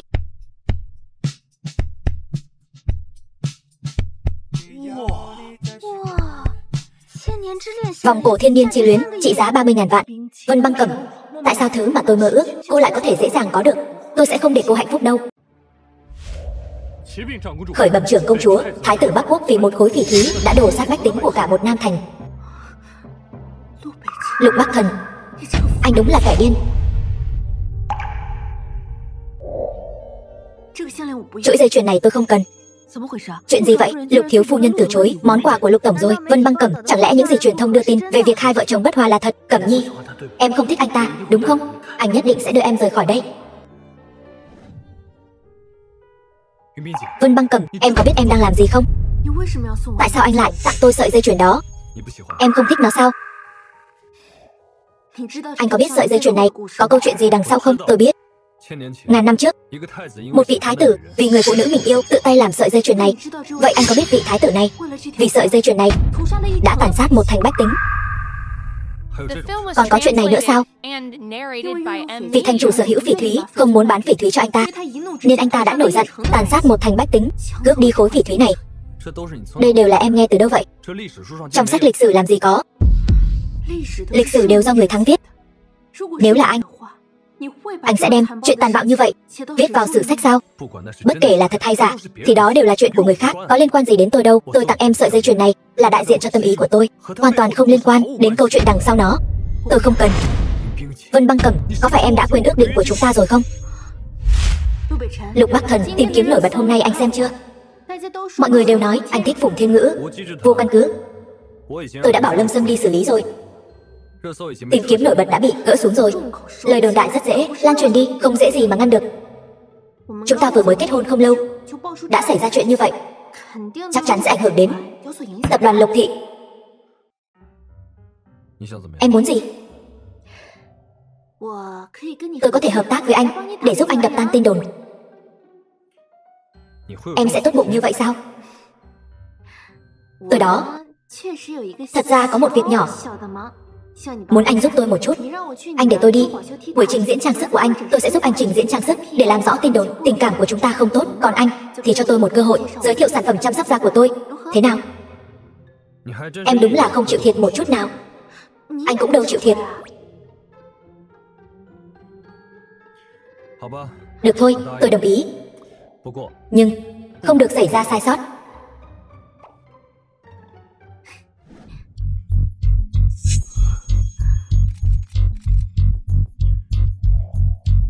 Vân Băng Cẩm, bây giờ không phải là lúc buồn bã cho câu chuyện của người khác. Em nhìn xem đám phóng viên bên ngoài kia kìa. Anh nói đúng. Hiện tại tôi thật sự không có quyền từ chối. Lục Bắc Thần, tôi sẽ phối hợp tốt với anh.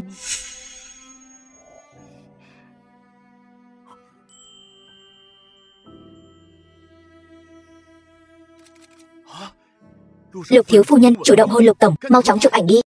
Lục Bắc Thần, anh có biết kiếp trước em yêu anh đến nhường nào không? Tại sao anh lại làm những chuyện tổn thương em như vậy?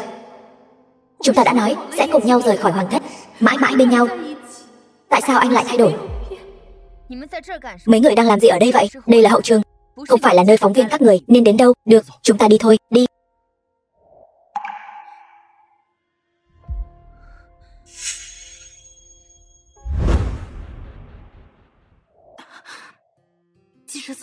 Phóng viên đi rồi. Đi thôi, chúng ta đi xem buổi trình diễn thời trang thôi. Chuyện đã hứa với anh, tôi sẽ làm tốt. Đợi một chút.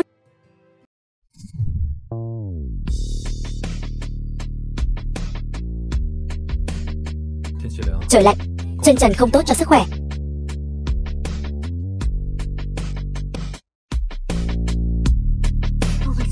Lục Bắc Thần, anh không cần đối tốt với tôi như vậy đâu. Tôi sẽ không thích anh đâu. Em nghĩ nhiều rồi. Tôi sợ rằng em bị cảm lây sang tôi.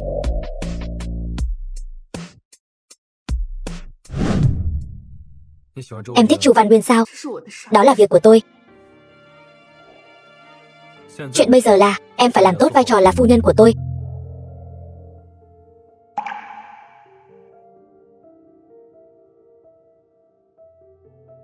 Nếu như không biết nên xử lý như thế nào, có thể giao cho tôi giải quyết. Không cần đâu, tôi tự mình có thể. Lục thiếu phu nhân, vừa rồi tại sao cô lại từ chối chiếc vòng cổ của Lục tổng? Là vì không thích hay là có ý kiến với anh ấy? Tôi chỉ là nhất thời không biết làm sao.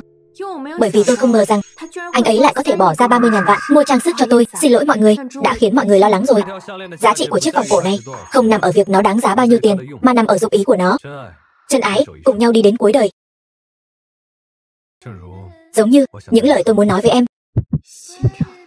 Sao tim mình đập nhanh thế này? Cái tên cẩu nam nhân này diễn cũng giỏi thật, ngay cả ánh mắt cũng giả vờ thâm tình đến thế. Ngưỡng mộ quá đi, lãng mạn quá. Hôn một cái, hôn một cái. Tiểu Trạch, thằng nhóc thối tha này đang làm cái gì vậy? Hôn một cái, hôn một cái, hôn một cái. Lục Bắc Thần, giữa thanh thiên bạch nhật thế này còn ra thể thống gì nữa? Cẩm Nhi, anh về muộn rồi sao? Em đã nói sau khi lớn lên sẽ gả cho anh Văn Nguyên. Vừa nãy em đã hôn tôi ở hậu trường, tôi đây không thích bị thiệt, đương nhiên phải hôn lại rồi. Gian trá tiểu nhân, Lục tổng và thiếu phu nhân ngọt ngào quá đi. Chị dâu là đẹp nhất. Tên này cuối cùng cũng nhớ ra chính sự rồi. Đúng vậy, Lục thiếu phu nhân còn đẹp hơn cả Phùng Thiên Ngữ, lại còn có khí chất nữa. Nếu như làm người mẫu thì Thiên Ngữ không còn là gì nữa. Băng Cẩm, cô vẫn nên nói về bí quyết làm đẹp của cô đi. Nếu không thì mọi người sẽ nghĩ rằng cô đã phẫu thuật thẩm mỹ rồi. Trong thời gian ngắn như vậy mà trở nên xinh đẹp như thế, chẳng lẽ là phẫu thuật thẩm mỹ rồi? Bí quyết làm đẹp của tôi chính là sản phẩm chăm sóc da của tôi, Tiểu Trạch. Đi ngang qua đừng bỏ lỡ nha. Có tiền thì ủng hộ tiền bạc. Vạn Thủy Thiên Sơn luôn là tình, dừng chân lại có được không? Lưu lại tiếng thơm cho đời sau, không mua thì dùng thử, cũng hoan nghênh. Chị dâu tôi, bí quyết làm đẹp trong thời gian ngắn chính là cái này. Chính là cái này. Cái này là hoàn toàn tự nhiên, được chế tạo từ dược liệu Trung Quốc. Mọi người có muốn dùng thử không? Dùng thử đi. Sản phẩm chăm sóc da của vợ tôi, tên thương hiệu là thương hiệu Vân Khuynh Thành. Nếu mọi người thích, có thể đến cửa hàng tự mình mua. Lục tổng, trước đây tập đoàn Lục Thị chưa từng cho ra mắt vòng chân. Lần này ngài để phu nhân của ngài trực tiếp trình diễn vòng chân. Đây là sản phẩm mới của trang sức Lục Thị sao? Đúng vậy, vòng chân thiếu phu nhân đeo. Đẹp quá. Trong tiệm bây giờ có thể mua được không? Vòng chân này là sản phẩm đặt trước, cũng là do phu nhân của tôi tự thiết kế. Nếu mọi người cũng thích, có thể trực tiếp hỏi. Lúc đến, đâu có nói để tôi quảng cáo sản phẩm cho anh đâu. Đây là giá khác. Nếu vòng chân bán tốt, tôi chia cho em hoa hồng. Nói lời giữ lấy lời. Thăng tiền. Lục thiếu phu nhân, xin hỏi tại sao cô thiết kế vòng chân? Cảm hứng của cô đến từ đâu vậy? Cảm hứng đến từ kẻ địch trong bóng tối. Lục thiếu phu nhân có thể nói rõ hơn không? Đương nhiên có thể. Trong cuộc sống, chúng ta luôn gặp phải một số người có ác ý với chúng ta. Họ trông có vẻ hiền lành, nhưng lại ở sau lưng cố ý gây khó dễ cho chúng ta. Không sai, loại người này đúng là không ít. Đeo vòng chân có một cách nói. Đeo chân trái có thể phòng tiểu nhân, đeo chân phải thì sao? Có thể chiêu tài. Vì vậy tôi muốn thiết kế một chiếc vòng chân, hy vọng người đeo nó đều có thể tránh xa tiểu nhân. Thiếu phu nhân nói hay. Đeo vòng chân còn có một cách nói. Đó là con trai tặng cho cô gái mình yêu một chiếc vòng chân. Vậy thì có nghĩa là họ kiếp sau có thể nối lại tiền duyên. The film was translated and narrated by M. Ở Bắc Quốc của chúng tôi có một truyền thuyết, chỉ cần người con trai tặng cho người phụ nữ mình yêu một chiếc vòng chân thì có thể giữ chặt trái tim cô ấy, kiếp sau cũng có thể tìm được cô ấy để nối lại tiền duyên. Hy vọng truyền thuyết này là thật. Lãng mạn quá. Tôi nhất định phải mua chiếc vòng chân này. Quy trình chế tác của chiếc vòng chân này là phương pháp chế tác cổ truyền, là công nghệ ngàn năm. Tôi hy vọng người đeo chiếc vòng chân này đều được may mắn chiếu cố. Băng Cẩm, tôi nhớ rồi, cô có một chiếc vòng cổ giống với chiếc vòng chân này. Lẽ nào chiếc vòng chân này cũng có thể đeo như vòng cổ sao? Chiếc vòng cổ này với vòng chân là một bộ, là hai món đồ khác nhau. Người không am hiểu có lẽ khó phân biệt, cho nên tôi đã tạo sự khác biệt trên mặt dây chuyền. Phùng Thiên Ngữ thân là người đại diện trang sức, còn không hiểu nhiều bằng Lục thiếu phu nhân. Tôi thấy Lục thiếu phu nhân thích hợp làm người đại diện của Lục thị hơn. Đúng vậy, đến vòng chân và vòng cổ cũng không phân biệt được, cũng chỉ là một thiên kim tiểu thư chưa thấy việc đời. Trang sức Lục thị sẽ đem liên kết đặt hàng trước của vòng cổ và vòng chân đăng lên trang web chính thức của tập đoàn Lục thị. Mọi người có thể tự mình đi đặt hàng. Buổi trình diễn trang sức hôm nay đến đây là kết thúc. Hoan nghênh mọi người tham gia.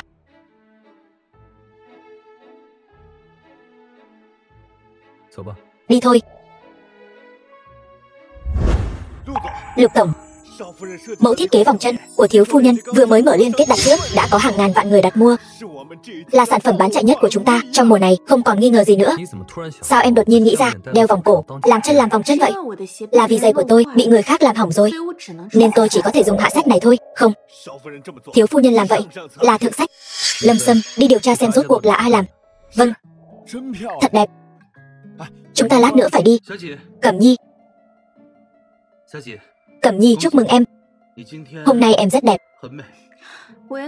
Anh Văn Uyên quá khen rồi. Cảm ơn bác sĩ Chu. Hôm nay đến buổi trình diễn trang sức của Lục thị chúng tôi, được tham gia buổi trình diễn tốt như vậy là vinh hạnh của tôi. Cẩm Nhi, cảm ơn em đã đưa anh đến đây. Đáng lẽ em phải cảm ơn anh mới đúng. Nếu không phải anh vừa hay đi ngang qua cửa hàng của em, đưa em đi cùng, chắc chắn em sẽ đến muộn mất. Lần sau gọi điện cho tôi đích thân đưa em đi. Chẳng phải anh không có thời gian sao? Tôi có thể sắp xếp thời gian mà. Xem ra cũng không cần thiết anh phải đưa nữa rồi. Cẩm Nhi, vậy anh đi trước nhé. Chúng ta cũng đi thôi. Bác Thần, Băng Cẩm. Bác Thần, tối nay tôi có thể đến nhà anh ở nhờ một đêm không? Cô thấy có tiện không? Có gì mà không tiện chứ? Lúc nhỏ tôi chẳng phải thường xuyên đến nhà anh ở nhờ sao? Thiên Ngữ tỷ, anh trai em bây giờ đã kết hôn với chị dâu em rồi. Bây giờ nữ chủ nhân của Lục gia chúng em là chị dâu em. Chị phải hỏi ý kiến của chị ấy. Băng Cẩm, nhà chúng tôi tối nay không có ai. Ở một mình tôi rất sợ. Tôi có thể đến nhà cô ở lại một đêm được không? Được chứ? Thật sao? Tuyệt vời. Băng Cẩm, cảm ơn cô. Không giống như một số người keo kiệt thật. Băng Cẩm, tôi kể cô nghe, Lục Bắc Thần từ nhỏ đã thích trêu chọc tôi, bảo anh ta dạy tôi bắn cung. Anh ta liền cố ý dạy sai tư thế khiến tôi bẽ mặt. Thật sao? Có một người cùng nhau lớn lên cũng tốt. Kiếp trước tôi và Lục Bắc Thần cũng coi như là cùng nhau lớn lên từ nhỏ. Mặc dù ban đầu tôi dạy anh ta bắn cung, nhưng sau này kỹ thuật bắn cung của anh ta vượt xa tôi. Ngược lại anh ta dạy tôi bắn cung. Anh ta. Còn nữa Băng Cẩm, những chuyện xấu anh ta làm đâu chỉ có một chuyện này. Suy. Băng Cẩm, sao cô ấy lại ngủ rồi?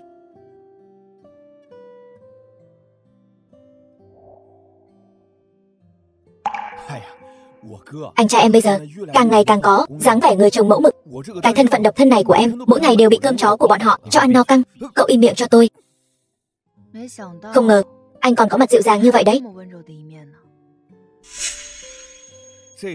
Cái đãi ngộ này chỉ có chị dâu em mới có, người phụ nữ khác không có đâu.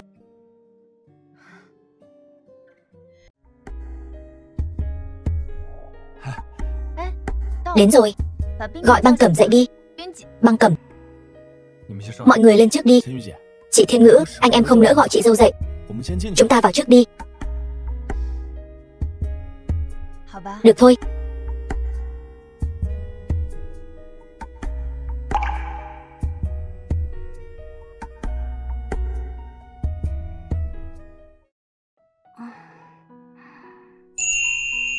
Đến rồi sao? Em tỉnh rồi sao? Sao anh không gọi tôi dậy? Tôi thấy em buồn ngủ quá, muốn em ngủ thêm một lát. Cảm ơn, vậy chúng ta xuống xe trước đi. Lúc nãy em ngủ, nước miếng chảy hết ra vai tôi rồi. Xin lỗi nha, tôi giúp anh lau cho. Tôi ngủ, không có thói quen chảy nước miếng mà. Anh nói dối. Vừa rồi tuy không chảy nước miếng, nhưng đầu em tựa lên vai tôi. Cả một đoạn đường, tay tôi bị em đè tê hết cả rồi, nhưng cũng không nâng lên nổi. Vậy tôi giúp anh xoa bóp nhé. Coi như em có lương tâm. Em làm gì đấy? Lười nói nhảm với anh. Xuống xe. Rốt cuộc em là ai? Ý gì chứ? Em và Vân Băng Cẩm trước đây khác nhau một trời một vực. Tôi chính là Vân Băng Cẩm. Trải qua nhiều chuyện như vậy, đương nhiên sẽ có thay đổi, trưởng thành hơn. Tính cách cá nhân, năng lực còn có sở thích, có thể thay đổi trong thời gian ngắn sao? Anh đối với Vân Băng Cẩm trước đây rất hiểu rõ sao? Sao anh biết tôi của trước đây là tôi thật? Tôi không hiểu Vân Băng Cẩm của trước đây, nhưng nhìn hai người bây giờ, quả thật là khác biệt. Nếu tôi nói tôi từ ngàn năm trước xuyên không đến, anh tin không? Lại bắt đầu nói linh tinh rồi. Nếu Lục Tổng không tin, cứ phái người đi điều tra là được. Lâm Sâm quả thật không tra ra được gì. Chẳng lẽ thật sự là mình nghĩ nhiều rồi? Sao? Lục Tổng chẳng lẽ muốn ở trong xe một đêm sao? Xuống xe. Thiên Ngữ, bây giờ vừa xinh đẹp lại có khí chất. Quả nhiên hôn nhân vẫn là môn đăng hộ đối mới tốt. Mẹ, đã là thời đại nào rồi? Quan niệm của mẹ nên thay đổi đi. Bá mẫu, Băng Cẩm và Bắc Thần cũng rất xứng đôi. Hơn nữa bây giờ Băng Cẩm tự mình khởi nghiệp, vô cùng nỗ lực. Nỗ lực có ích gì? Nỗ lực có thể so sánh được với thiên kim danh môn sao? Nhân phẩm này còn quan trọng hơn ra thế nhiều. Nói đúng lắm. Lục gia chúng ta tuyệt đối không dựa vào hy sinh hạnh phúc cá nhân để liên hôn. Cẩm Nhi, lại đây. Tổ mẫu, mẫu thân, Cẩm Nhi, Bắc Thần, hai đứa dạo này cũng vất vả rồi. Bà kêu gì Lý? Nấu chút canh cho các cháu. Mau qua đây uống. Bà nội, con của cháu đâu? Cháu theo vào làm loạn gì? Đại thiếu gia, thiếu phu nhân, hai người bận rộn như vậy, phải bồi bổ cho tốt vào. Lão phu nhân còn đang chờ, bế chắc đấy. Kết hôn cũng lâu như vậy rồi, bụng Cẩm Nhi đến một chút động tĩnh cũng không có. Bắc Thần, cháu có phải là không được không? Bà nội, bà nói gì vậy? Nếu không phải không được, vậy thì là thân thể cháu hư nhược. Mau bồi bổ vào đi. Còn chưa làm gì hết, bụng có động tĩnh mới có vấn đề đấy. Anh đúng là phải bồi bổ đấy. Hay là anh uống hết đi. Thằng nhóc thối tha, cháu thật sự yếu sao? Bà nội, cháu khỏe mạnh lắm. Tổ mẫu, mẫu thân, con xin phép về trước. Cả phần của Cẩm Nhi, cháu cũng uống luôn đi. Được, cháu uống.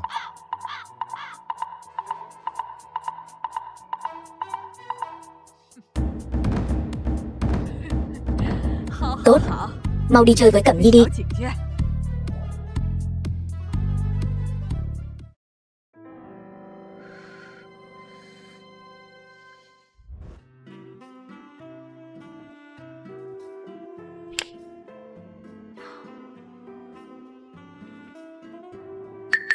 Sao thế? Sao điều hòa bật mà nóng thế này? Đâu có. Sao mặt anh đỏ thế? Anh bị sốt sao? Sao nóng thế này? Lục Bắc Thần, Lục Bắc Thần, anh muốn làm gì? Băng Cẩm, cô ngủ chưa? 该死！ Khốn kiếp.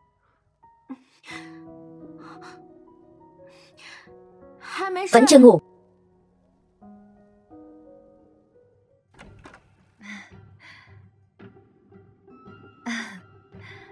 Băng Cẩm, tôi có một tật xấu, chính là sau khi đổi chỗ vào ngày đầu tiên dễ gặp ác mộng. Cô có thể ngủ cùng tôi không? Được thôi, vậy cô đợi tôi một lát. 不准去！ Không cho đi. Người ta cũng là bạn từ nhỏ của Lục Tổng mà, tôi không thể đối xử lạnh nhạt với người ta được. 我现在 Bây giờ tôi bảo người đưa cô ta về. Anh đúng là thấy xác quên bạn mà. 没错， Không sai, 我就是见 tôi chính là thấy xác quên bạn. Cô ấy cũng là bạn của tôi thấy nghĩa quên sắc. 你 Lục Tổng anh đó, hay là mau đi tắm nước lạnh để hạ hỏa đi. 云 Vân 冰 Băng 姐， Cẩm. 怎么会莫名 Sao lại nóng bức khó chịu như vậy chứ? 又是奶？ Lại là bà nội. Bà ngoại đã không sao rồi, tôi đã nói rồi mà. Tĩnh dưỡng thêm một thời gian nữa là có thể xuất viện rồi. Tôi là chị em thân thiết của cô mà. Bà ngoại cô bị bệnh rồi, sao tôi có thể không đến thăm được chứ? Thiên Ngữ, cảm ơn cô. Còn nữa, cảm ơn cô sáng nay đã nói tốt cho tôi trước mặt mẹ. Được rồi, cô còn nói nữa, tôi sẽ giận đấy. Được, vậy tôi không nói nữa, như vậy mới đúng chứ, chúng ta là chị em thân thiết mà. Còn khách sáo như vậy nữa. Thiên Ngữ, cô sao vậy? Thiên Ngữ, Băng Cẩm, tôi hoa mắt quá, đầu óc choáng váng quá. Thiên Ngữ, bác sĩ y tá, có người ngất xỉu rồi. Thiên Ngữ, bác sĩ Chu, thiếu phu nhân. Lục Tổng bình tĩnh. 小姐， Cẩm Nhi, vừa rồi em truyền rất nhiều máu, nghỉ ngơi cho tốt, sau đó ăn nhiều đồ bổ máu vào, nên ở trong bệnh viện theo dõi cẩn thận vài ngày. Vâng, em biết rồi. 云冰姐， Vân Băng Cẩm.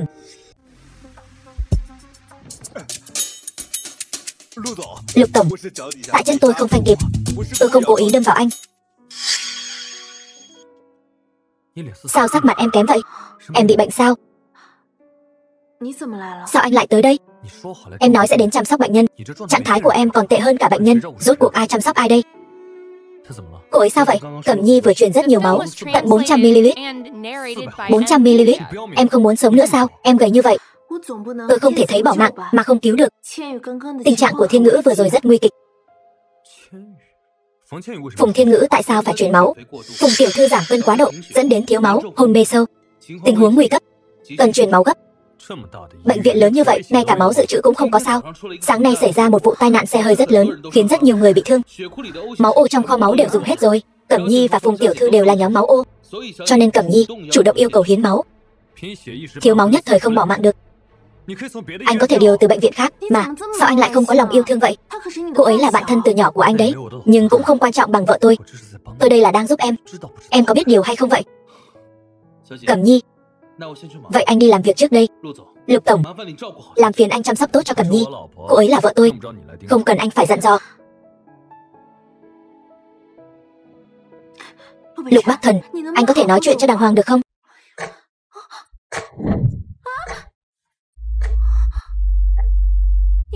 Anh làm gì vậy Lục Bắc Thần? Anh mau thả tôi xuống, tôi không thả. 你刚 Em 说 vừa mới rút máu xong còn yếu như vậy, lỡ ngã thì sao? Tôi không sao.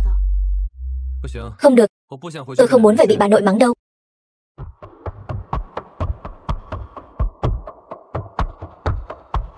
我去停车场 Tôi đi ra bãi đỗ xe, 在这儿等我。 ở đây đợi tôi nhé.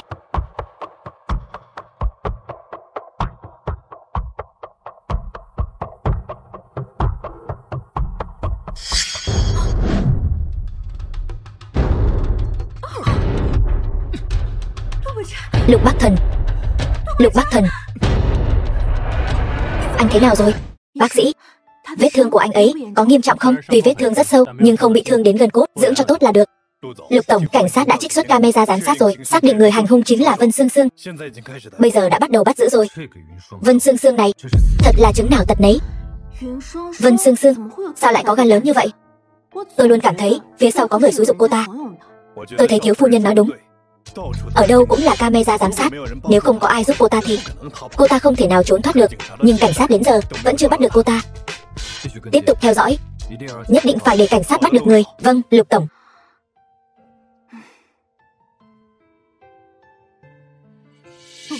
Lục Bắc Thần, anh bị ngốc sao? Tại sao anh lại dùng thân mình để đỡ? Nếu anh có chuyện gì thì bảo em. Anh bảo bà nội và mẹ sống sao? Tôi thấy em gặp nguy hiểm nên không nghĩ nhiều như vậy. Phải rồi, em có bị thương ở đâu không? Em không sao. Em vừa hiến máu xong, người suy nhược, cần phải nghỉ ngơi thật tốt. Hay là lên đây nằm nghỉ một lát đi. Đây là bệnh viện, đừng có làm loạn. Vân Băng Cẩm, chúng ta có thể không ly hôn được không? Cái mặt này, em phải chấp nhận thế nào đây? Em sẽ xem xét.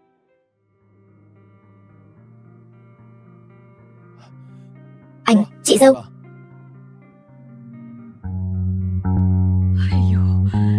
Hai đứa cháu suýt chút nữa làm bà nội sợ bỏ mạng rồi. Xin lỗi bà nội. Mẹ, đã làm mọi người lo lắng rồi. Vân Băng Cẩm, đều tại cô hại Bắc Thần bị thương. Tôi thấy cô chính là khắc tinh của nó. Mẹ, là Vân Sương Sương gây chuyện. Liên quan gì đến cô ấy? Nếu con không cứu cô ta thì con có bị thương không? Mẹ, chị dâu con đó là xả thân cứu người. Anh con đây là anh hùng cứu mỹ nhân. Cái tinh thần cống hiến vô tư này, mẹ không phát cho anh ấy cái bằng khen thì thôi đi. Mẹ còn nói anh ấy, chẳng phải là do Vân gia gây ra chuyện sao?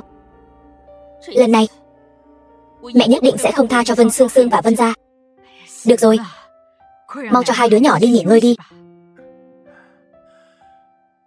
Bà nội, vậy chúng cháu đi đi.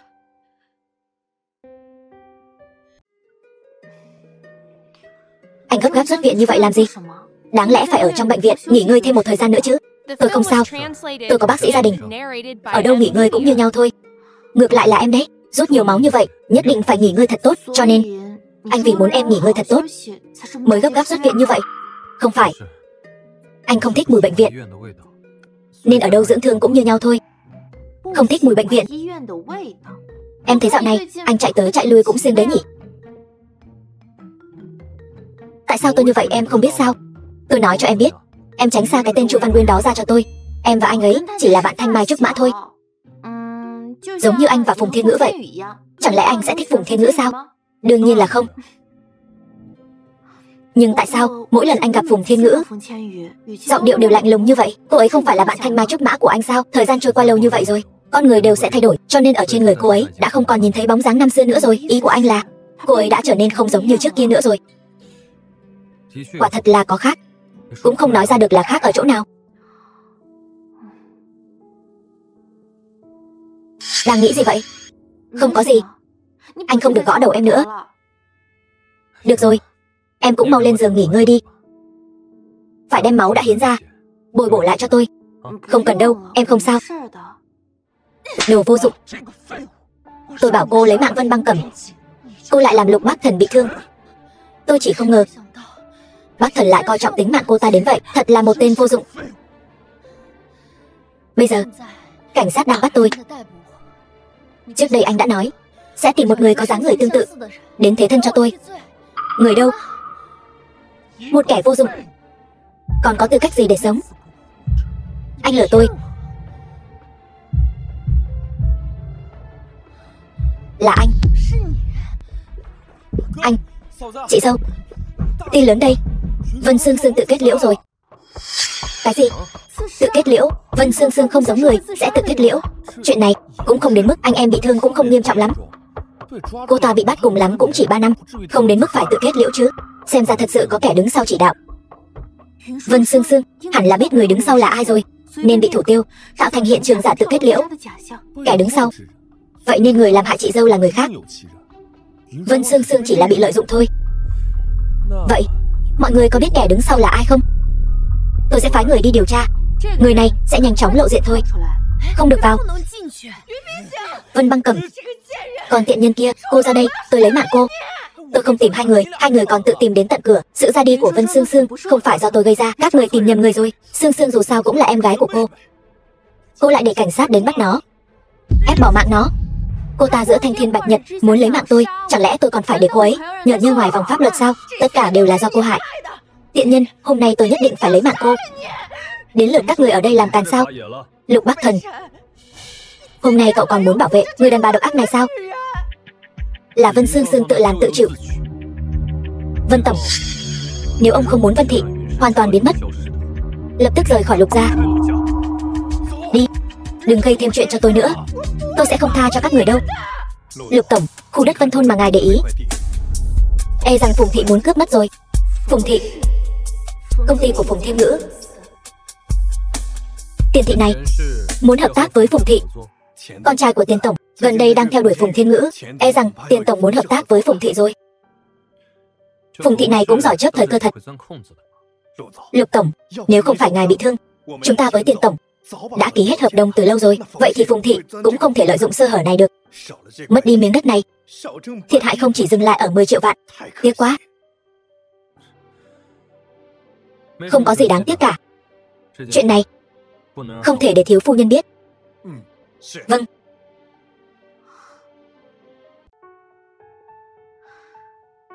Anh chắc là Tiền tổng và Phùng tổng đều ở đây. Chắc chắn Phùng tiểu thư cũng có mặt. Tốt lắm. Bác Tiền thật lợi hại. Thiên nữ xin bái phục. Già rồi, mắt kém quá. Tiền tổng khiêm tốn rồi. Nếu như cánh tay của Tiền tổng có thể giơ cao thêm một chút nữa, thì mũi tên này chắc chắn sẽ trúng hồng tâm. Băng Cẩm, sao cô lại đến đây? Tôi đến tìm Tiền tổng để bàn về chuyện đất ở Vân Thôn. Bác Thần lại phái một người phụ nữ ra trận. Không sợ truyền ra ngoài bị người ta chê cười sao? Có lẽ sẽ là một giai thoại đấy. Anh ấy vì tôi mà bị thương, tôi đến để giúp anh ấy bù đắp tổn thất. Chuyện trên thương trường, một cô nhóc như cô hiểu được bao nhiêu? Băng Cẩm, đây là chuyện của đàn ông bọn họ, chúng ta đừng nên xen vào. Bây giờ là thời đại nào rồi? Bình đẳng nam nữ từ lâu rồi. Lục thiếu phu nhân thật đáng khen cho sự dũng cảm. Nhưng chuyện này tôi sẽ không bàn với phụ nữ. Tiền tổng xem thường phụ nữ sao? Không hẳn là vậy. Chỉ là trong một số việc, phụ nữ quả thật không bằng đàn ông. Chưa chắc đâu. Tôi nghe nói Tiền tổng thích bắn cung. Hay là thế này đi, nếu tôi bịt mắt bắn cung mà có thể bắn trúng hồng tâm, thì Tiền tổng hãy cho tôi một cơ hội. Thế nào? Anh nói ngông cuồng. Được. Nếu cô có thể bịt mắt bắn trúng hồng tâm, tôi sẽ cho cô một cơ hội. Băng Cẩm, đây không phải là nơi cô có thể làm loạn. Nếu cô bắn không trúng hồng tâm, truyền ra ngoài, Bắc Thần sẽ bị người ta cười cho đấy. Vậy thì cứ thử xem tôi có trở thành trò cười hay không. Băng Cẩm.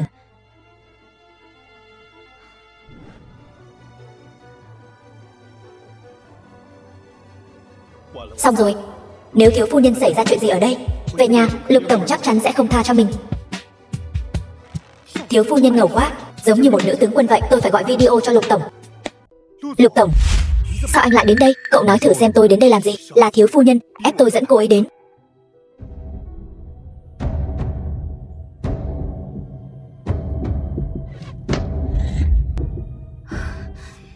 Lục Bắc Thần, lần này em sẽ không làm anh thất vọng. Lục Bắc Thần, khi mắt không nhìn thấy, hãy dùng tâm để cảm nhận, dùng tai để nghe. Một khi đã xác định được rồi, đừng do dự, ra tay dứt khoát, đừng căng thẳng. Tôi tin em có thể làm được. Được. Bắn trúng rồi, thiếu phu nhân bắn trúng rồi. Tôi có bị mù đâu. Lục Bắc Thần, em làm được rồi, em giỏi lắm. Bắc Thần, anh đây là đang giúp Băng Cẩm gian lận sao? Có quy định nào nói thao trường này không cho hướng dẫn sao? Anh không có. Thiếu phu nhân bắn cung thật sự rất giỏi, rất đáng để chúng ta khâm phục. Tiền tổng, ngài không làm khó dễ phu nhân của tôi đấy chứ? Lục tổng, cậu nói đùa rồi. Sao tôi có thể làm khó dễ thiếu phu nhân được chứ? Bắc Thần, phu nhân của cậu quả thật không đơn giản. Chú Phùng quá khen rồi. Tiền tổng, vậy bây giờ chúng ta nói chuyện hợp tác đi. Thật không dám giấu, thiếu phu nhân, cô đến muộn một bước rồi. Chúng tôi và tập đoàn Phùng Thị đã chuẩn bị ký hợp đồng rồi. Ký hợp đồng rồi sao? Vậy thì chưa có, nhưng về cơ bản đã xác định rồi. Chưa ký hợp đồng chứng tỏ Lục Thị chúng tôi vẫn còn cơ hội. Tiền tổng không thể vì muốn kết thông gia với Phùng gia mà bỏ lỡ cơ hội kiếm tiền được. Không có, tôi không hề nghĩ đến chuyện gả cho thiếu gia Tiền gia. Xem ra thằng con trai nhà tôi tự mình đa tình rồi. Tiền tổng, tình cảm có thể bồi dưỡng mà. Ba, Bắc Thần, tuy rằng hai nhà chúng ta là thế giao, nhưng làm ăn là làm ăn. Chú Phùng sẽ không nhường nhịn cậu đâu. Tin rằng Tiền tổng sẽ không vì chuyện của bọn trẻ mà ảnh hưởng đến hợp tác chứ. Nghe nói Phùng Thị là doanh nghiệp có tấm lòng nhân ái nhất. Phùng tổng cũng là người biết báo đáp. Không biết ân cứu mạng thiên kim của ngài đối với tôi, Phùng tổng muốn báo đáp tôi như thế nào đây? Thiếu phu nhân, đã cứu Thiên Ngữ. Mấy hôm trước, Thiên Ngữ bị thiếu máu ngất xỉu, tình huống khẩn cấp, là tôi truyền máu cứu cô ấy. Xem ra thiếu phu nhân là một người rất có lòng nhân ái. Tiền tổng nói đùa rồi, chuyện nhỏ thôi, sao tôi không nghe Thiên Ngữ kể gì cả. Lúc đó con sợ bà và ông lo lắng, nên không nói cho mọi người biết. Chú Phùng đừng lo lắng, là bà xã tôi nghịch ngợm. Cô ấy đang đùa với ngài đấy. Không được nghịch ngợm. Tiền tổng cuối cùng hợp tác với ai? Chúng ta dựa vào bản lĩnh để lấy được. Được. Phùng tổng, tôi và Thiên Ngữ là bạn tốt. Tôi cứu cô ấy không mong báo đáp. Thiếu phu nhân, người lương thiện tâm hồn đẹp, đối với Lục tổng lại càng thâm tình. Thằng con trai nhà tôi, nếu như có thể gặp được một người vợ ưu tú như thiếu phu nhân thì tốt biết bao. Thật ra, Thiên Ngữ rất ưu tú. Thằng con trai nhà tôi không có phúc đó. Thiếu phu nhân, cô yên tâm, tôi nhất định sẽ thực hiện lời hứa của mình. Chúng ta bây giờ đi bàn chuyện hợp tác. Tiền tổng, Lục Bắc Thần, nếu anh đã ở đây, chi bằng anh tìm Tiền tổng nói chuyện đi.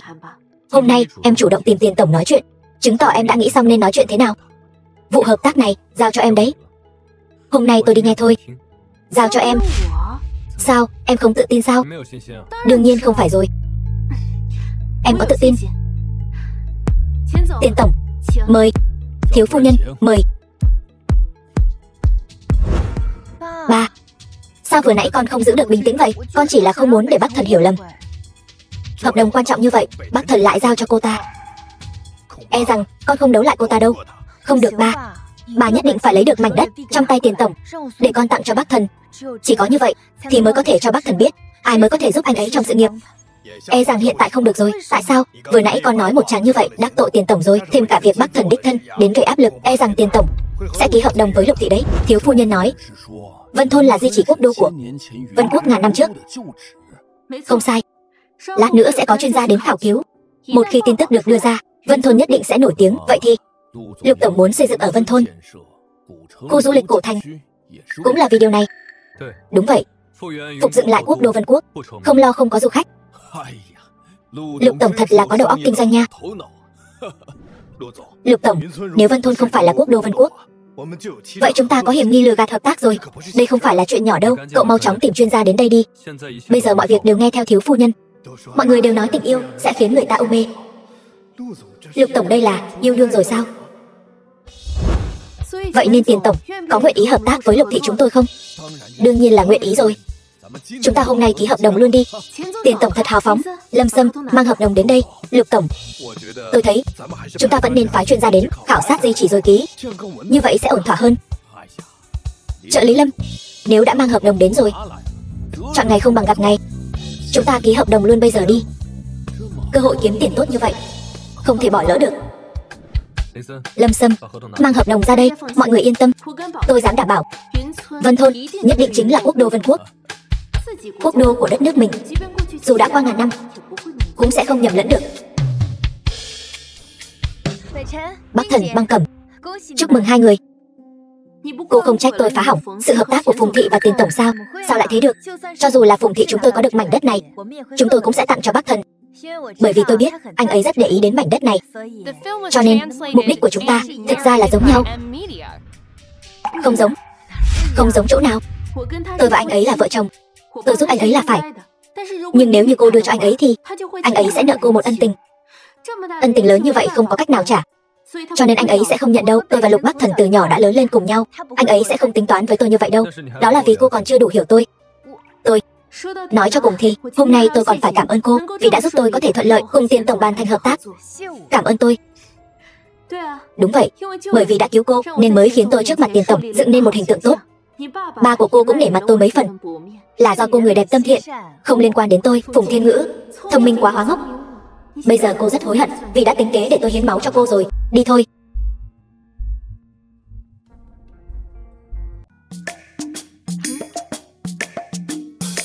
Chuyện ký hợp đồng cảm ơn em. Anh không cần khách sáo như vậy. Nếu như không phải anh kịp thời chạy đến thì việc ký hợp đồng này cũng sẽ không thuận lợi như vậy đâu. Em rất để ý đến chuyện của tôi. Dù sao thì anh cũng là vì cứu em nên mới bỏ lỡ việc ký hợp đồng với Tiền tổng. Em chỉ là trả lại anh một ân tình thôi. Chỉ là trả ân tình. Thiếu phu nhân, món canh gà ác trùng thảo này ngộ khí huyết đấy. Cô mau uống khi còn nóng đi. Được, tôi lát nữa sẽ uống. Mau uống đi.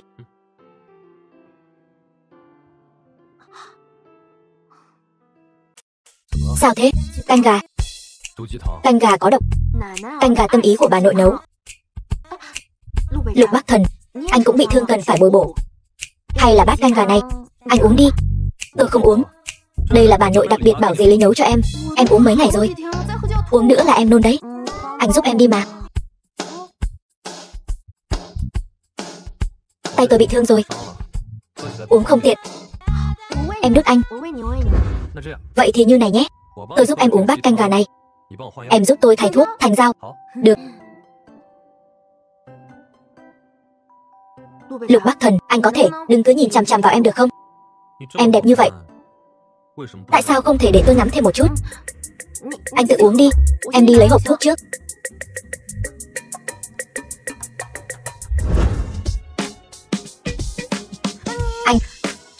Anh cởi áo ra làm gì? Hở một bên vai là được rồi. Như vậy bôi thuốc mới dễ.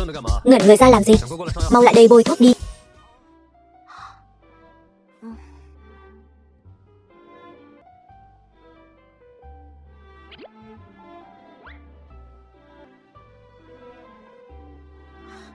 Băng bó xong rồi, anh nghỉ ngơi đi.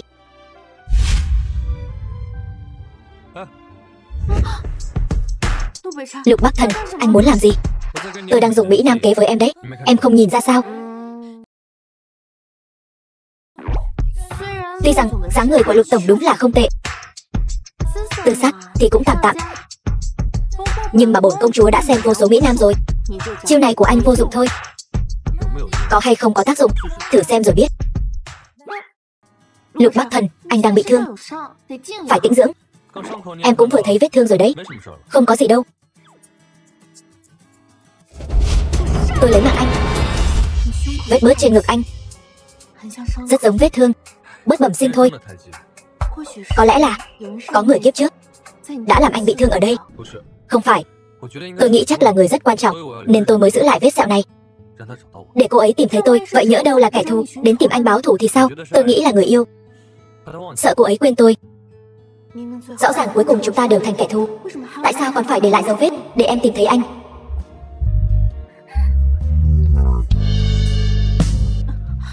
Lục Bắc Thần, anh buông em ra. Em sợ em sẽ yêu anh sao? Trên đời này không có chuyện gì mà Vân Băng Cầm em phải sợ cả. Rõ ràng em không bài xích việc tôi đến gần em, nhưng lại sợ tôi đến gần em. Anh nghĩ nhiều rồi. Em chỉ là vẫn chưa quen việc mình đã kết hôn.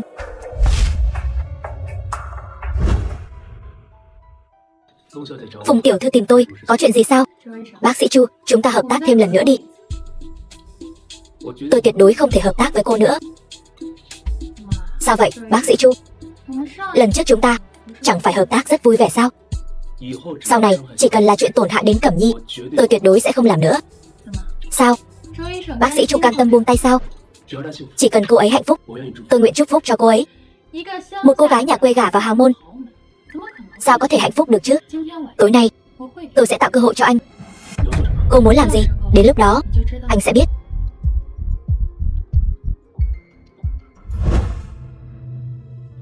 Vân Băng Cẩm, qua đêm nay, bác Thần nhất định sẽ ly hôn với cô.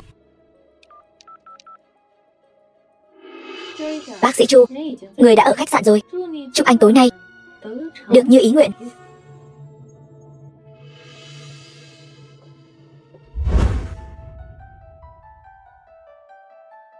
Cẩm Nhi, anh thích em.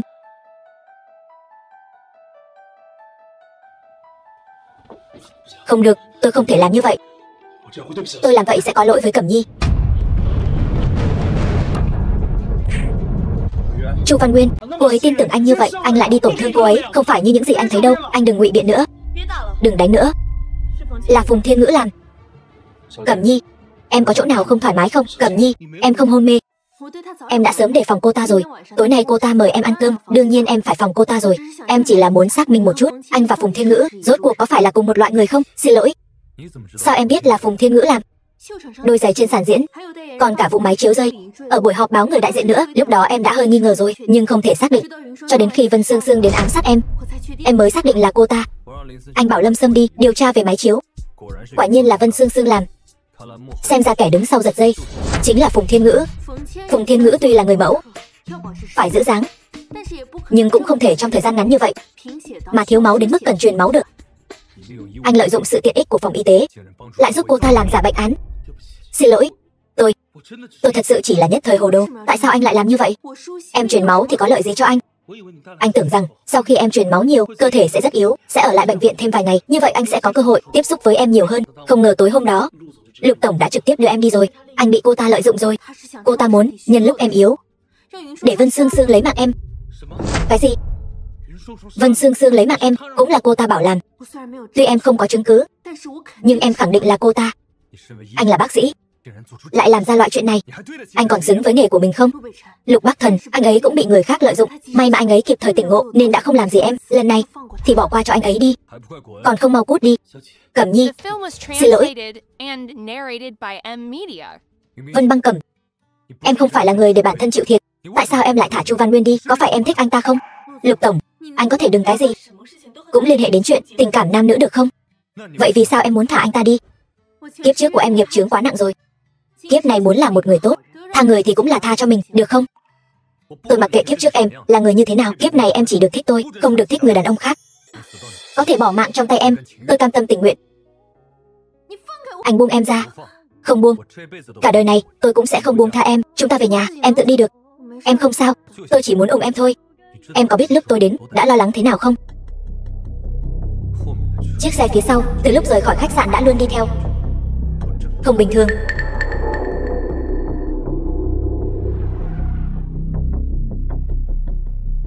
Băng Cẩm, tôi hơi khó chịu ở dạ dày. Em có thể giúp tôi đến hiệu thuốc kia mua chút thuốc được không? Được.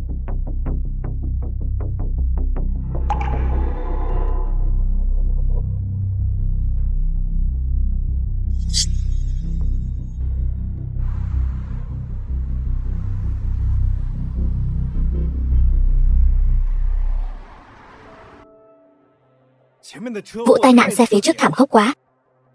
Nghe nói là xe của tổng giám đốc tập đoàn Lục Thị. Lục Thị, Lục Bắc Thần, thật thảm. Nghe nói có người còn bị kẹt trong xe chưa ra được. Lục Bắc Thần, anh sẽ không sao đâu. Lục Bắc Thần, anh đã phụ tình em một lần, anh không thể phụ em lần thứ hai nữa. Tránh ra.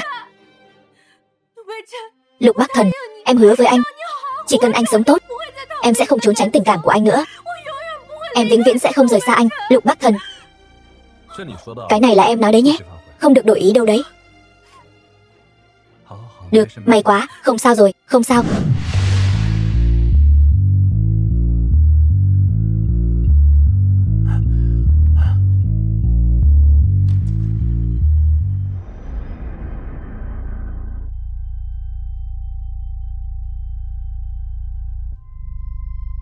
Triệu Thúy Lan, bọn họ đổ lỗi sự ra đi của Vân Sương Sương lên đầu chúng ta. Cho nên anh cố ý bảo em mua thuốc cho anh đúng không? Em không sao là tốt rồi. Hai vị tiểu tổ tông của bà, để bà xem nào, mau cho bà xem hai đứa có bị gì không. Bà, hai đứa cháu không sao, cũng làm tổ mẫu và mẫu thân lo lắng rồi. Thiếu phu nhân, đây là lão phu nhân bảo tôi hầm canh gà cho cô, mau uống khi còn nóng đi. Bà, vẫn uống sao? Cháu mau bồi bổ cho bà, để bà sớm bế được tiểu phúc bảo. Không biết lần này bà có bỏ thuốc gì không? Tôi không dám uống đâu. Tôi lên lầu trước đây, em cứ từ từ uống đi nhé.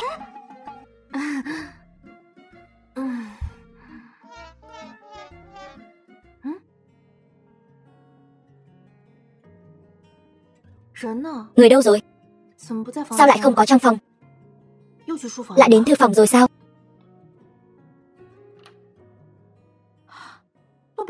Lục Bắc Thần, anh muốn làm gì? Vân Băng Cẩm, em có nguyện ý làm Lục thiếu phu nhân không? Em nguyện ý.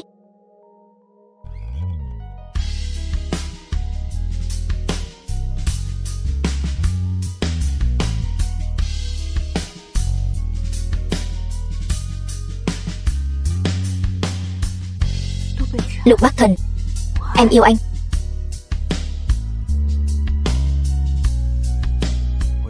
Anh cũng yêu em.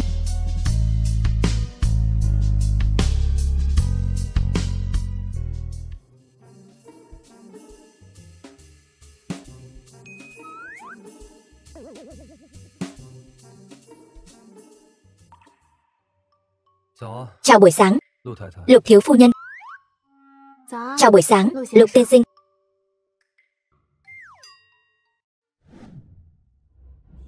Anh, chị dâu, mọi người biết chưa?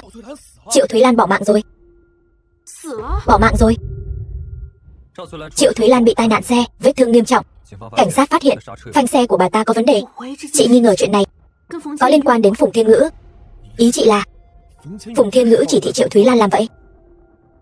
Nhưng sao cô ta lại muốn lấy mạng hai người? Có lẽ cô ta chỉ muốn lấy mạng chị, nhưng không ngờ tới Triệu Thúy Lan lại muốn lấy mạng cả hai. Nếu em muốn ra ngoài, anh sẽ phái vệ sĩ đi theo em. Đừng lo lắng, em biết võ công mà. Người bình thường không làm gì được em đâu, phải đi theo.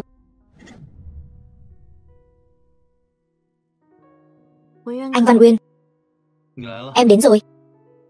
Ngồi đi.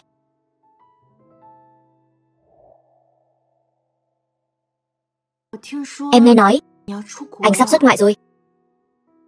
Đúng. Xin lỗi, chuyện hiến máu, anh rất xin lỗi. Đều qua rồi. Với lại cũng không thể trách anh được. Có thể cảm nhận được Lục tổng rất để ý đến em. Chúc phúc cho em có thể tìm được hạnh phúc của mình. Cảm ơn. Cũng hy vọng anh Văn Uyên sớm ngày gặp được người mình thích. Cảm ơn.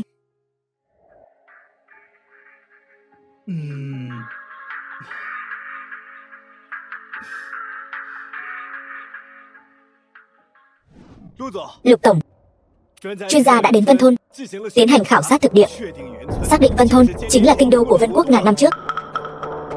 Thiếu phu nhân lợi hại quá. Yên tâm rồi chứ? Bây giờ thì yên tâm rồi. Hóa ra Lục tổng không phải là người chỉ biết yêu đương đơn thuần. Lục tổng, đây là bộ phận thiết kế đã đưa bản vẽ phục dựng quốc đô Vân Quốc. Quốc gia thịnh thế năm xưa không nên như thế này. Bảo bộ phận thiết kế lại. Vâng. Tên gian thương này lại dám dùng vật liệu kém chất lượng giả mạo mỹ phẩm dưỡng da từ dược liệu trung y, khiến mặt chúng tôi bị lở loét. Hôm nay chúng tôi nhất định phải bắt họ cho một lời giải thích. Gian thương, cút ra đây. Chuyện gì thế này? Bán mỹ phẩm dưỡng da lâu như vậy rồi, vẫn luôn tốt đẹp, sao đột nhiên lại xảy ra vấn đề? Chẳng lẽ là đồng nghiệp ghen ghét hãm hại chúng ta? Tiểu Trạch, em về nhà trước đi. Thông báo cho nhân viên cửa hàng trước khi sự việc chưa được giải quyết ổn thỏa thì cho nghỉ phép trước. Chị dâu, chị không về cùng em sao? Chị phải đi tìm một người.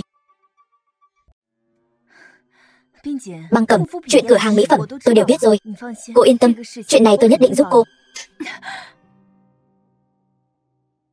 Băng Cẩm, sao cô lại đánh tôi?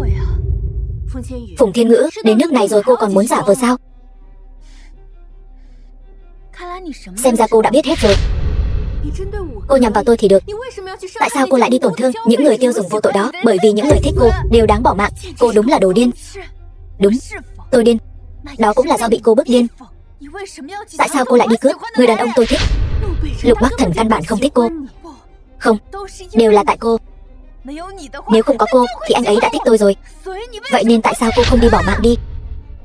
Phùng Thiên Ngữ, loại người như cô vì lợi ích cá nhân mà đi tổn thương người khác, sẽ không ai thích cô đâu. Phùng Thiên Ngữ, tôi nhất định sẽ khiến cô phải trả giá cho hành vi của mình. Cô có chứng cứ không? Nếu không có chứng cứ, tôi có thể kiện cô vu khống. Tôi nhất định sẽ tìm được chứng cứ. Đúng rồi, quên nói cho cô biết, Phùng Thiên Ngữ, cho dù không có tôi, Lục Bắc Thần anh ấy cũng sẽ không thích cô đâu. Cô, kiếp trước tôi chậm hơn cô một bước, kiếp này tôi sẽ đuổi kịp bước này. Ra đây, cút ra đây, cút ra đây. Ra đây. Đi. Ra đây. Ra đây, gian thương, ra đây. Mọi người bình tĩnh đã. Xin mời những người bị hại đến đây đăng ký trước. Mọi người yên tâm, chúng tôi nhất định sẽ đưa ra một phương án giải quyết hợp lý. Anh ta là người của tập đoàn Lục Thị, chắc chắn có tiền bồi thường cho chúng ta. Đi đăng ký thôi. Mời mọi người đi bên này. Mời đi bên này. Đừng lo lắng, không ai kinh doanh mà thuận buồm xuôi gió cả. Khủng hoảng cũng là cơ hội. Đây là việc của em có thể tự mình giải quyết. Em đã phái người đi, bắt đầu điều tra từ nguồn gốc rồi. Chúng ta là vợ chồng, gặp chuyện phải cùng nhau giải quyết. Đừng phân biệt anh với em. Được. Lục tổng, các cổ đông hiện tại có ý kiến rất lớn. Vì chuyện của thiếu phu nhân, cổ phiếu rớt giá. Các cổ đông yêu cầu anh và thiếu phu nhân ly hôn để rũ bỏ quan hệ, hoặc là The film was từ chức khỏi vị trí tổng giám đốc. translated and narrated by M. mấy lão ngoan cố đó, không cần để ý đến họ. Bây giờ ý kiến của người tiêu dùng cũng rất lớn, đều vây đến trước cổng tập đoàn Lục Thị chúng ta. Tìm người đi đăng ký, xử lý thỏa đáng, đừng làm trầm trọng thêm mâu thuẫn. Vâng. Lục Bắc Thần, chúng ta ly hôn đi. Có phải em sợ chuyện của tiệm ảnh hưởng đến Lục Thị không? Không phải. Vì em hận anh. Hận. Anh còn nhớ cái giấc mơ anh thường mơ không? Thật ra cái đó không phải là mơ. Em đúng là từ ngàn năm trước duyên không đến. Ngàn năm trước anh hại em nước mất nhà tan. Mặc dù anh không nhớ nữa, nhưng em nhớ. Cho nên em không thể tha thứ cho anh. Anh không tin. Em nói thật. Cái tiệm đó là căn nhà ngàn năm trước anh đã tặng cho em.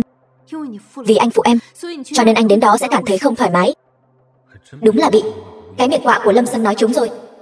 Lục Bắc Thần, anh không phải muốn biết mỗi ngày em đều lén lút vẽ gì sao?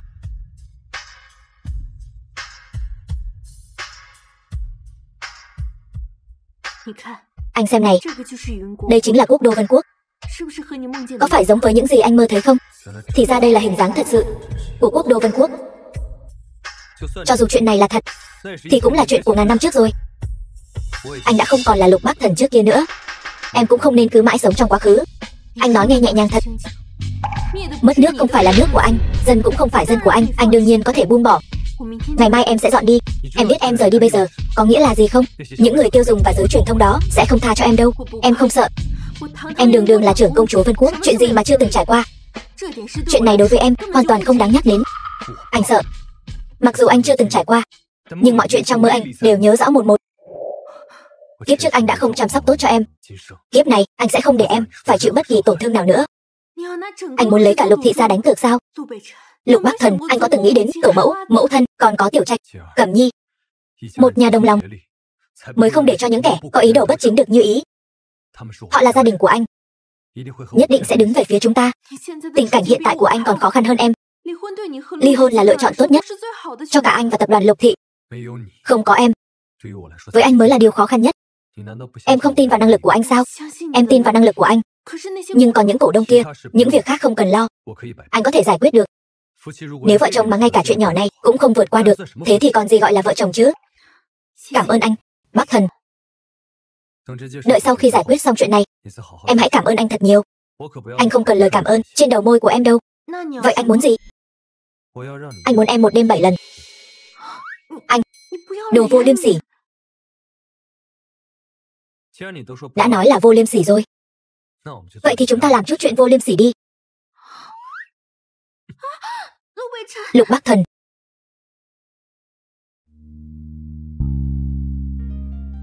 Chị dâu.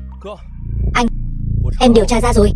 Trong nhà máy của chúng ta có người của Phùng Thiên Ngữ sắp xếp vào. Anh cũng đã điều tra ra một số chứng cứ. Bên trong bao gồm chứng cứ cô ta lấy mạng Vân Sương Sương. Lần này Phùng Thiên Ngữ không thoát được rồi. Đúng rồi, Tiểu Trạch, còn chị đã nghiên cứu ra thuốc giúp khách hàng phục hồi da. Hôm nay em cứ phát miễn phí cho họ đi và bồi thường cho họ một khoản. Chị yên tâm, chuyện này em nhất định sẽ làm tốt.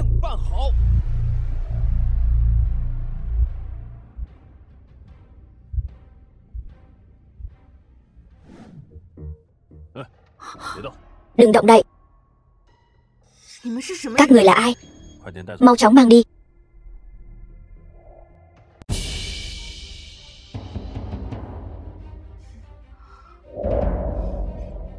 Quả nhiên là cô, Phùng Thiên Ngữ.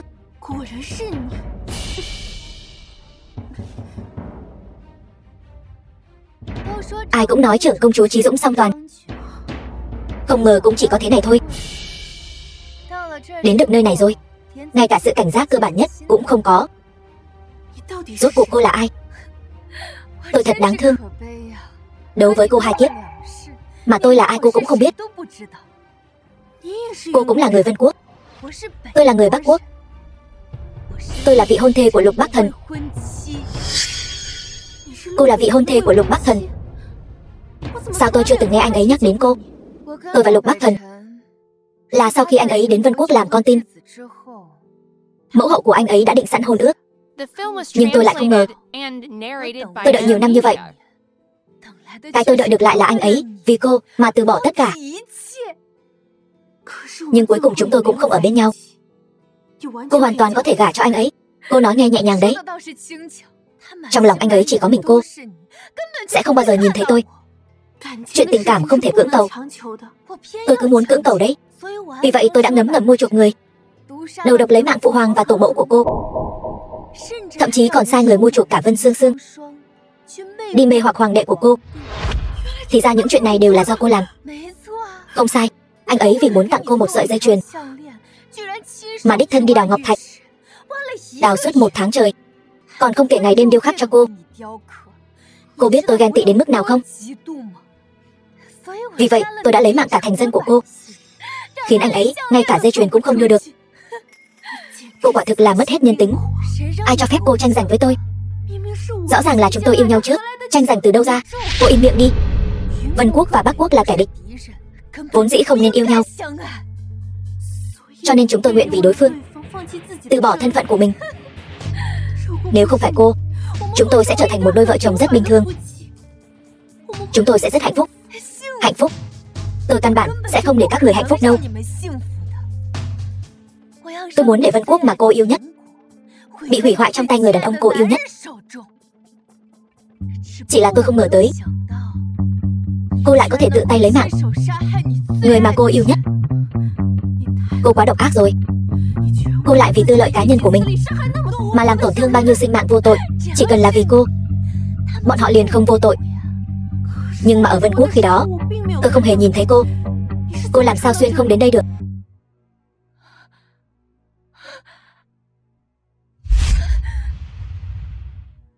Bắc Thần, Bắc Thần, anh nhìn em đi Bắc Thần. Bắc Thần, vì sao? Em rõ ràng đã tính toán mọi thứ.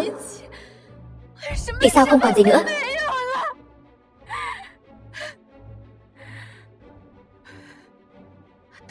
Đều là tại cô. Nếu không có cô, Lục Bắc Thần căn bản sẽ không bỏ mạng. Tôi muốn đem cô phế thành trăm mảnh.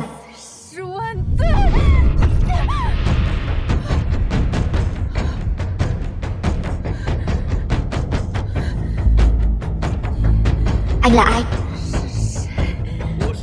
Tôi là thừa tướng Chu Văn Uyên của Vân Quốc. Tôi không cho phép bất cứ ai khi dễ thi thể của trưởng công chúa.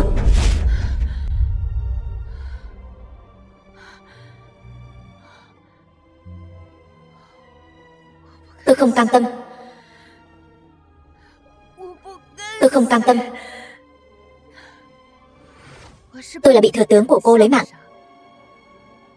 Anh Văn Uyên, Bắc Thần tuy là con tin của Vân Quốc, nhưng anh ta trên đường đi đều bảo vệ bách tính của cô, không muốn làm tổn thương bọn họ. Anh ta muốn để hai nước hợp làm một, cùng cô chung hưởng thịnh thế, cùng nhau trị vì thiên hạ. Nhưng cô lại không hiểu anh ta. Thì ra là tôi đã hiểu lầm anh ấy. Có phải rất tiếc nuối hay không? Kiếp trước các người không thể ở bên nhau, kiếp này tôi vẫn sẽ không để các người ở bên nhau. Tôi không có được, cô đừng hòng có được. Dừng tay. Phùng Thiên Ngữ, thả cô ấy ra. Anh đừng qua đây. Anh mà qua đây tôi lấy mạng cô ta. Đừng cố chấp nữa. Bên ngoài cảnh sát đã bao vây cô rồi. Cô đã bị khống chế rồi. Cô trốn không thoát đâu. Tôi chưa từng nghĩ tới việc trốn chạy. Bất kể là kiếp trước hay kiếp này, anh đều là chấp niệm duy nhất của tôi. Không có anh, cuộc đời tôi căn bản sẽ không hạnh phúc. Nhưng không sao, tôi không có được hạnh phúc, cô cũng đừng hòng có được. Cẩm Nhi, sao cô cởi được dây thừng vậy? Bởi vì tôi sớm đã phòng bị cô rồi. Nếu không thì chỉ dựa vào hai người mà cô phái tới cũng muốn bắt tôi sao? Cô thật quá xảo trá rồi. Nhiếp chính nhiều năm như vậy, có loại người nào tôi chưa thấy chứ? Dựa vào loại ở trong hậu cung chỉ có thể giở mấy trò vặt vãnh, cũng muốn đấu với tôi sao? Không ngờ kiếp này cuối cùng thì tôi vẫn thua cô rồi. Nhưng không sao, thua cô cũng không mất mặt. Phùng Thiên Ngữ có thể sống lại một lần nữa trong thời đại thịnh vượng này, thật là may mắn biết bao. Chẳng lẽ cô nhất định phải cố chấp với một tình yêu sao? Không thấy đáng tiếc sao? Đúng, thời đại thịnh vượng như vậy, Thời đại tốt đẹp như vậy, tôi lại muốn vì một người không yêu tôi mà muốn bỏ mạng.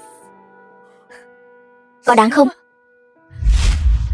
Bác Thần, Cẩm Nhi, các cháu không sao là tốt rồi. Trước đây là mẹ có lỗi với con, Cẩm Nhi. Mẹ luôn hiểu lầm con. Con cảm thấy Phùng Thiên Ngữ tốt hơn con. Xin lỗi con, không sao đâu, mẹ. Chuyện này đều đã qua rồi, con không trách mẹ. Mẹ, chị dâu tính tình tốt nhất đấy, mẹ cưới được người con dâu như vậy, mẹ cứ vui vẻ đi là vừa. Cẩm Nhi, sau này con chính là con gái của mẹ. Ai mà dám bắt nạt con, mẹ là người đầu tiên không đồng ý. Bác Thần, Cẩm Nhi, ngày mai thì đến bệnh viện đón bà ngoại.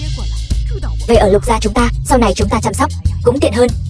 Cả nhà chúng ta sau này sẽ mãi mãi ở bên nhau. Cảm ơn tổ mẫu. Đồ ngốc, cảm ơn gì chứ? Chúng ta đều là người một nhà mà.